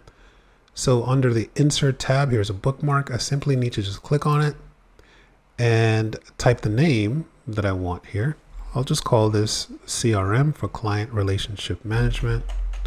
We cannot have any spaces when we're writing a bookmark. I'll go ahead and click Add. And there you go. Here's my bookmark. So now, anywhere in my document that has the word client, let's see, here's one here. Is there another one up here? I can do a quick search, but here, click on the References tab. And this is where we find all the different things that we can use to point to different places in our document, right? We have footnotes, endnotes, but over here we have what's called cross-references in the captions command group. Cross-references allows us to refer to specific places in our documents, such as headings, figures, tables, and in this case, bookmarks as well. So it's a hyperlink where the label is automatically generated. So I'm going to click on a cross-reference here. I'm going to add a space just so I can have a little room here. So I'll add a space after the word client, and I'll click on my cross-reference. So when you're adding a cross-reference, notice you can refer to a bookmark place in your document. So you can refer to a heading, such as 6 and 7. You can refer to a bookmark, footnotes, endnotes. So lots of different things in here. I do want to refer to a bookmark. It's going to insert it as a hyperlink. We can see that that's checked off here. I'll choose my CRM bookmark here. And over here, what do I want to link to? I can just provide the page number if I want to. The paragraph number, I can go ahead and add the entire text. I just want the page number. So I'll go ahead and click here. And once I click insert, we can see it's inserted the page number here. Right, so that's on page 2. So this is helpful if you have a lot of pages. And that's it. I'll go ahead and click close. And now if I move my mouse over that 2, it should tell me that I can hold down the control key and click. But it makes sense it just looks kind of out of place. So what I'm going to do with that number 2, I'm going to use the superscript. So I'll highlight the number and I'm going to superscript it. So now we can see it kind of draws attention to the eye that, hey, maybe I should click on that or see what that's all about. And if I hold the control key and click on it, it brings me right to that place, gives me a little more context in terms of client relationship management. Let's do one more. Let's see, quality. Where else do I have quality in here? Let's see, quality assurance. So if we're talking about quality, let's go ahead and create a link to quality assurance. So again, I'll add a bookmark here for quality assurance. So insert, bookmark. I'll just call this QA. I'll click add. And once I find the word or the phrase quality in here, I'll do the same thing as I did before. And I'll go ahead and cross-reference to that. So notice I can actually use a cross-reference from the Insert tab as well. I'll go back to references though, just to keep it uniform. Here's the cross-reference. To QA, I want the page number. I'll go ahead and click on Insert. I'll click on Close, and there we go. I'll go ahead and superscript the number again. And there you go. So now I can go ahead and just hold Control and click on there, and it brings me right to that section. So that's pretty much what a cross-reference and bookmarks allows us to do. just mark up different places in our document and be able to link to any of those places in our document as well. You can insert your own link. So if I just wanted to insert a link, just like with our table of contents, if I just want to insert to in a link to a bookmark, I can go ahead and do that as well. One of the things it looks for is a different bookmark. So that's what we need to know about cross-references and bookmarks. In part 6, we'll take a look at a few options when it comes to creating professional documents. We've already worked with a memo. We started off with a memo.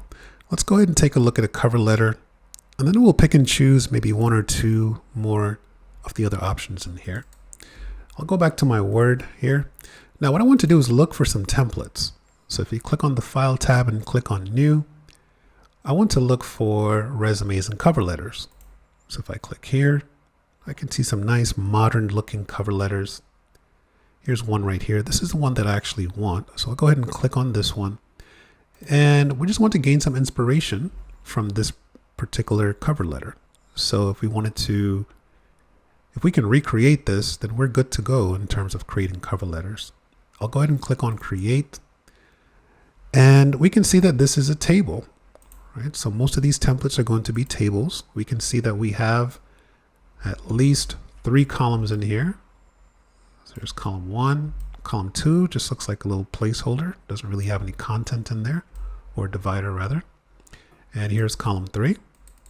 As far as rows, we can see we have another row here and another row here. So this is at least a 3x3 table. So we have a table, we have rows, we have columns, and we have cells. Each cell has content in there. So this one has picture, this one has text, this one has some styled text, hyperlinks, and so forth and so on. So let's see if we can recreate this one. I'm going to create a new document here. I'm going to go ahead and insert my table. I'll go for at least a 3x4 table. Just give myself an extra row just in case I want to make some changes. Now I don't want any style in here, so I'll just give it the plain style here. I can go ahead and make changes later. Okay, so first of all, this column in here was just kind of a divider, so I'll make this pretty small. And I want to go for narrow margins so I can use more of the space. The table is going to auto fit the column width. So I'll utilize, I'll use auto fit window so I can use up the entire window here. Because once I start adding content, it may go down to page 2. So I want to use up as much of this space as I can. Okay, before I start doing this, I'll click on the Design tab and I want to go ahead and choose my colors that I want to use. I can either choose a theme or I can choose a set of colors here. I'm going to go for, I'll go for red violet here. And we can see the styles have been updated to reflect those colors. All right, so the first part, we had a nice big image on the top left here. So I'll go ahead and insert a picture. Typically you'll have your company's logo or image that you want to add there on your computer. I'll go ahead and insert that. So there we go. Now I can apply a style to this picture if I want to. There's several styles that I can apply. I'll go for this nice reflected rounded rectangle here. And there we go. All right, so the next part here was the company name. So I'll just put Jones and Associates. And then we had a subtitle. So I'll just use consulting in here. Down here we had the contact information. And part of that, let's see, I'll go ahead and pull up the other document as a reference. Okay, so far, here's our picture. Here's the name of the company, job title, or in this case, I'm using the service that we're providing. Then we have a contact. So we have phone, website, and email. So I'll put the phone here. So phone, website, email. So I'm just putting placeholders for now. I'll worry about styles a little later on. As far as the content in that right column, I'm going to go ahead and copy all this text here. So copy that to the clipboard, and I'm going to merge these cells. So remember, this column here on the right is just one big cell. So I'm going to highlight all of them. I'm going to expand my ribbon so I can see the table layout commands. So here's the merge cells. So merge them into one. There we go. And now I can paste my text in there. And I'll use the destination theme. And look at that, we're still on page 1, which is pretty good. Okay, so that looks pretty good. And while I'm here, I'll just put just go ahead and add the information in here. So I'll just put Jones and Associates. So put that right here.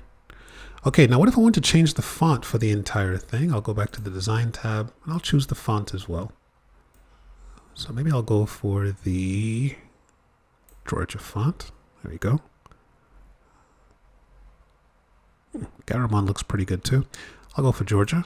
That looks good. Okay, so we pretty much replicated it, right? I'll start from the top left here and work my way down. So I'll go ahead and add just a little accent. I'm going to insert a shape into the header. So I'll double click in the header space. I'm going to click on the Insert tab. And I just want a shape, just a little accent, a partial circle. I'll go ahead and draw it here. If I move it down a little bit, I can rotate it. And then what I'll do is just make it kind of show up right there. There we go. I'll change the color, make it really light gray. I'll just use the shape fill for that. And I don't want an outline, so I'll just say no outline. So just a little accent in here, just so we can see how it looks when we add it in the header and it overlaps the header in the document. I'll close the header and the footer. Okay, so that looks pretty good so far. So now I'll go ahead and add my styles. So let's see. I did create a style earlier, this style 2, so I'll go ahead and use that one. And I'll center that. And as far as the text, I'll make it a little bigger. I do have a lot of space to work with. For this one, I'll give this one the subtitle style. I'll center that as well. And then down here for the contact. So the contact is kind of a introduction to another part here. So let's see, maybe I'll go for just a intense reference so it can stand out a little bit. Let's see what the intense quote will look like. That looks pretty good actually too. I'll just go for the intense quote. And here is the phone. And of course, I'll just put in some fictitious information. As far as the website, I can go ahead and put that information in as well. I do want to center all of this content so it can look nice and neat. And I'll go ahead and increase the font size here as well. Lots of space to work with, no need to make everything so small. Okay, so this is 14. So that looks pretty good. I also want to change the fill color for these cells. So I'll highlight those cells. I'll click on the Table Design tab, and for the shading, I'll go for a nice light gray. Let's see, nice light gray here. I'm good to go. I don't like that white on the gray. I'll take care of that later. So there we go. So now I can go ahead and fill in the information and I'm good to go. So that looks pretty good. And let's see what it looks like in comparison to our original cover letter. Right. So here's a nice big picture. So it looks pretty nice. Do have a nice line here. So I could add a nice line in here if I want to, but that looks pretty good. I don't really need this row down here, so I could, actually what I could do is just put some of my social media icons down here and I am good to go. But those are the basics. That's how we create a cover letter. We can just use and make our own. gain some inspiration from something that already exists that was created by a professional. So this looks pretty nice. I'm good to go. I just need to go ahead and fill out the rest of the information in here. If I want to use this later on, I can save this as a template. I can press F12 on my keyboard and just call this cover letter. I'll save this as a Word template. And I'll go ahead and press save. Now I can always just use that cover letter. I'll go ahead and pin that so it always shows up on my pinned list. Next time I open Word, I can open up that cover letter. All the styles and designs will be in there. I just need to go ahead and add the information on that right column. Whether you're creating cover letters, memos, meeting agendas, they all involve incorporating company branding guidelines. So when we talk about branding, we're talking about fonts. We're also talking about colors and sometimes effects as well. So let's take a look at how we can just kind of incorporate our own fonts, colors, and effects when we are working with Microsoft Word. So we'll go back here and I'll open up this document. Now here's an example. The current colors, so let's just say these are our current company colors that are being used, and we want to update them to the colors that are available over here. Well, how do we do that? Well, the first thing we need to do is click on the Design tab, and over here we're going to choose our own colors, our own fonts, and our own effects as well. Now, once I click on the colors here, you can see we can create our own color palette here if I want to. I'll go ahead and scroll down, and towards the bottom, what I want to do is click on where it says Customize Colors. So I'll go ahead and click there, and that will give me the capability to add my own colors. So here's the Create New Theme Colors dialog. We can see here the current colors based on this current theme that we're using. To change the colors, you can simply choose the color that you want for each accent. So here's accent 1, 2, 3, 4. So we have 6 accent colors to choose, and then we can specify how we want our hyperlinks to appear as well. So if I click on the drop down here for accent 1, I can choose a color. So if I just want basic colors, green, purple, orange, I can do that. But if I want a specific color, I can click on more colors. And so notice this is that first accent color. So here's that accent color here. This accent color has an RGB property. So here's the RGB property. So your company branding will have these numbers available. You'll know the RGB property for each number, or you'll have the hex number for that particular color as well. So it's a matter of just putting in the RGB value of the color, or typing or copying and pasting in the actual hex number for here.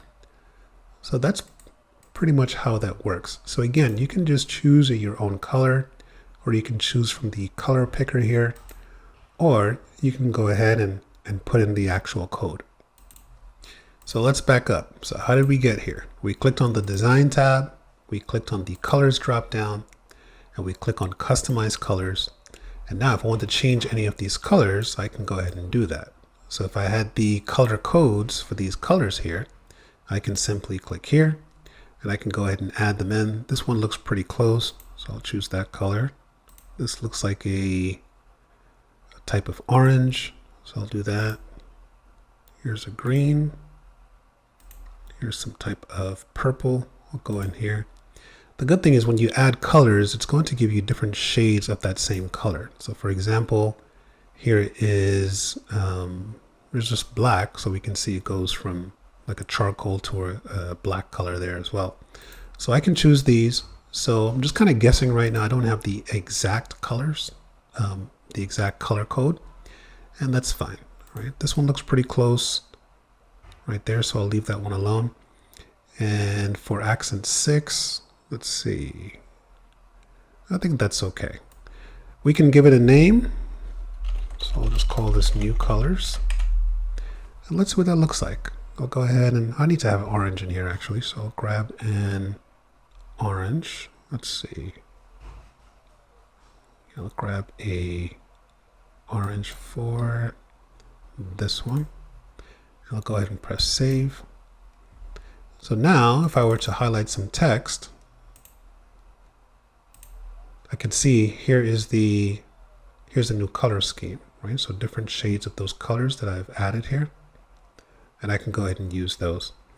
I can apply them to my styles as well. So that's how we can change the colors. Now I'll go ahead and apply one of those new colors here. I'll go for something a little darker down here. I'll go ahead and make that a little bigger here as well. Well, you'll also have the font. So I'll go back to the design tab and I'll choose the font this time. On the bottom, I'll click on where it says customize fonts. This will give me the capability to specify the fonts for the headings and then the font for the body of the message here. I can go ahead and give this a name as well and press save. So for all of my headings, I'm going to go for, let's see. Okay, so I have a Georgia Pro Black. I'll go for that. And for the body, I'll go for Georgia Pro Light. And I'll just call these fonts here Georgia Custom. I'll go ahead and press save. And there we go. We can see it's already incorporating. So here's the body. So these are actual, if I were to convert this to a heading, we can see it's using the heading format here. So that's how we can do that. Now, optionally, we can go ahead and choose our own effects as well. These effects, they typically affect things like, picture styles or shape styles. So if I go for a grunge effect here, I can do that. So once you choose your own colors, fonts, and effects, you can save that. So the colors will be saved in the custom section. So we can see that that's saved. If I save the theme, that's going to save all of this for me. So I'll click on the themes drop down here and I'm going to click on save current theme. It's saving as an office theme on a special location on our computer here. And I'll just call this Georgia. And I'll go ahead and press save. So the next time we come back into Word, we can apply that theme here. We can lock it in. But typically what you would do here is just go ahead and save this as a template so that we can use this over and over and over again. So those are the main principles when you are branding your Word document. Colors, fonts, effects, and of course, saving it as a theme. And optionally, you can go ahead and save it as a template as well. Welcome to part 7. We'll take a look at sharing and collaboration. I'll go ahead and pull up my cover letter here that I was working on earlier. And in a real world scenario, you may want to collaborate or share this file so that you can collaborate with one of your colleagues, make any changes as necessary before this actually goes live. So the first thing we can do is click on the share button here. So right here, we can see the share button. We can also click on the file tab and click on share. This will give us the same dialog box. I'll go ahead and click it here. So the first thing we need to do is this needs to be saved to OneDrive. Right now it's saved to the computer. So if I want to share it, it has to be saved to my OneDrive cloud space. So I'm going to share this here. And I'll go ahead and share this. So it's uploading the file to OneDrive. Once it's finished, it's going to provide me with a dialog box. Here is the share dialog. So I can type in the address right here of my recipient that I want to share it with. I can add a little message in here as well. Please review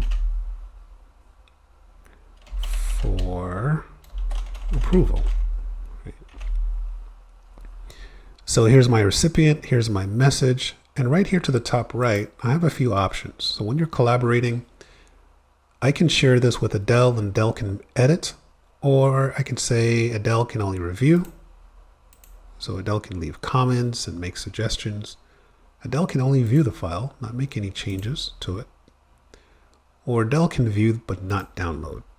Well, I do want Adele to be able to edit, so I'll click on edit here. I'll say please review and edit for approval. And I can go ahead and click on send here. So I'll go ahead and click on send. So two things have happened. This has been uploaded to OneDrive and this has been shared with Adele. I'm going to pull up Adele's mailbox here. And here it is. We can see the message already popped up. I'll click on the inbox and here it is. So here's the message and I can go ahead and click right here and let's see if I can open this on Word online, or if I want to, I can open it on my computer as well. So here's the file on Adele's machine. And when you're collaborating like this, you can see who is collaborating. Here's my avatar. And we can get another indication in terms of where your collaborator is and what they're doing. If I go to my computer here, I can see Adele has joined and Adele is over here somewhere clicked in this box. Now what I want to do is I want to go ahead and review. So I'll click on the review tab and over here what I can do is I can track the document. So I do want to turn on tracking changes. I want to track changes for everyone. And once this is turned on, as changes are made to the document, I'll receive some little indications that some changes are being requested. I do want to turn on the reviewing pane. So any revisions will show up over here. So let's see, I'll click on Adele's computer here and I'm going to add the website. I'll just say J and A.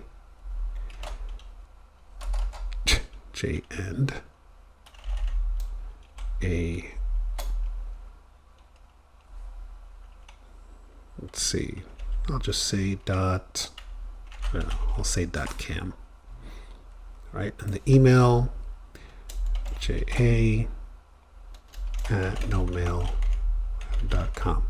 So you can see as Adele is adding information here on since I'm reviewing or tracking the changes, I can see them showing up here.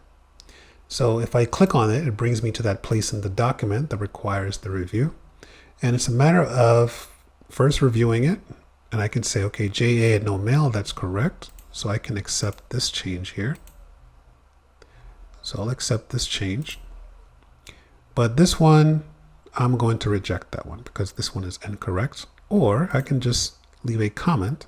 So I can add a new comment and I can say, please correct the URL. Go ahead and send that out. So this is collaborating in real time. If I go back to Adele's, I may need to refresh. Well, here it is right here. All right, so I'll say, okay, no problem, thumbs up. I'll go ahead and make that change. So I'll say JOA.cam.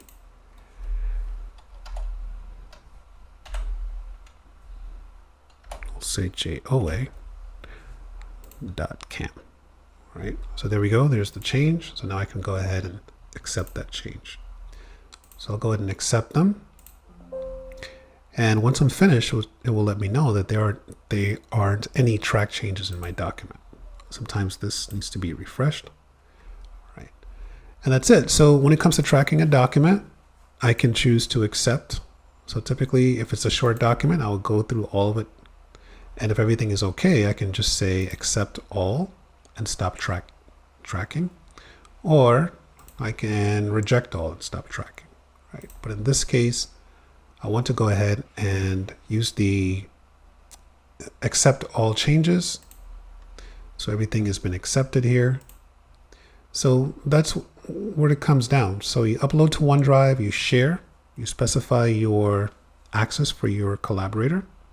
Want to make sure that they can edit, turn on the track changes, And once you're finished, you can just say accept and stop tracking. And now everyone can work on this in real time. So those are the benefits of collaborating in Microsoft Word. Finally, let's take a look at sharing. So another option for sharing is by converting your document into a PDF. Maybe we don't want collaboration, we just want to be able to send the information. PDF can be read by modern browsers, so you don't really need to install any applications to be able to read a PDF. A few options for converting to a PDF. If I click on the File tab and I click on Export, I can export this to a PDF right here. So this preserves the layout, the formatting, the fonts, and the images. And free viewers are available on the web. So Chrome, Edge, Firefox, they can all read PDFs, even the newer Brave browser. I can also change it to another type of file. Now, typically, these are kind of the older version of Word that you can use. So some other type of layouts here, but the most common one is to convert to a PDF. So I'll go ahead and click on Create PDF, but before I do that, you want to check your print layout. So I'll go to Print. So the way that your PDF is going to look is based on your print settings here. So if you want to change the paper size or the orientation, you can go ahead and do that. So here's what this will look like on landscape. That looks pretty good on landscape. So I'll go ahead and use that. And you can also choose, if you have the Microsoft Print to PDF printer, you can also do that. So you can either use the export or you can use the built-in Microsoft Print to PDF printer. If you don't have this, you can just simply use the export feature here. Well, let's see what this looks like. And I'm going to go back, and I don't want the grid lines to show here. So I'm going to click on the need to first select the entire table, and then I'll click on table design, and for the borders I want no border, so I want to make sure that these don't show up. Let's click back on the File tab and click on Print, and now we can see the borders are not showing anymore, or those grid lines if you want to call it that. All right, well, that looks pretty good. Let's see this comment here. Let me go back. Let me just make sure that the comments are turned off, or let's see if I can delete this one. I'll delete the thread. There we go. Okay, so File, Print, that looks pretty good. You can add headers and footers in here if you want to. I'll keep it simple. I'll click on the Export tab and I'll click on Create PDF. Just simply asking me where do I want to save it. I'll go ahead and save it. Let's see. I'll save it to my desktop, and I'll go ahead and click on Publish, or I can click on Options here as well. All right, so there's some secondary options in here, and I can optimize for image quality. I'll go ahead and press OK, and I'll go ahead and publish. And this is what it looks like. So pretty nice, right?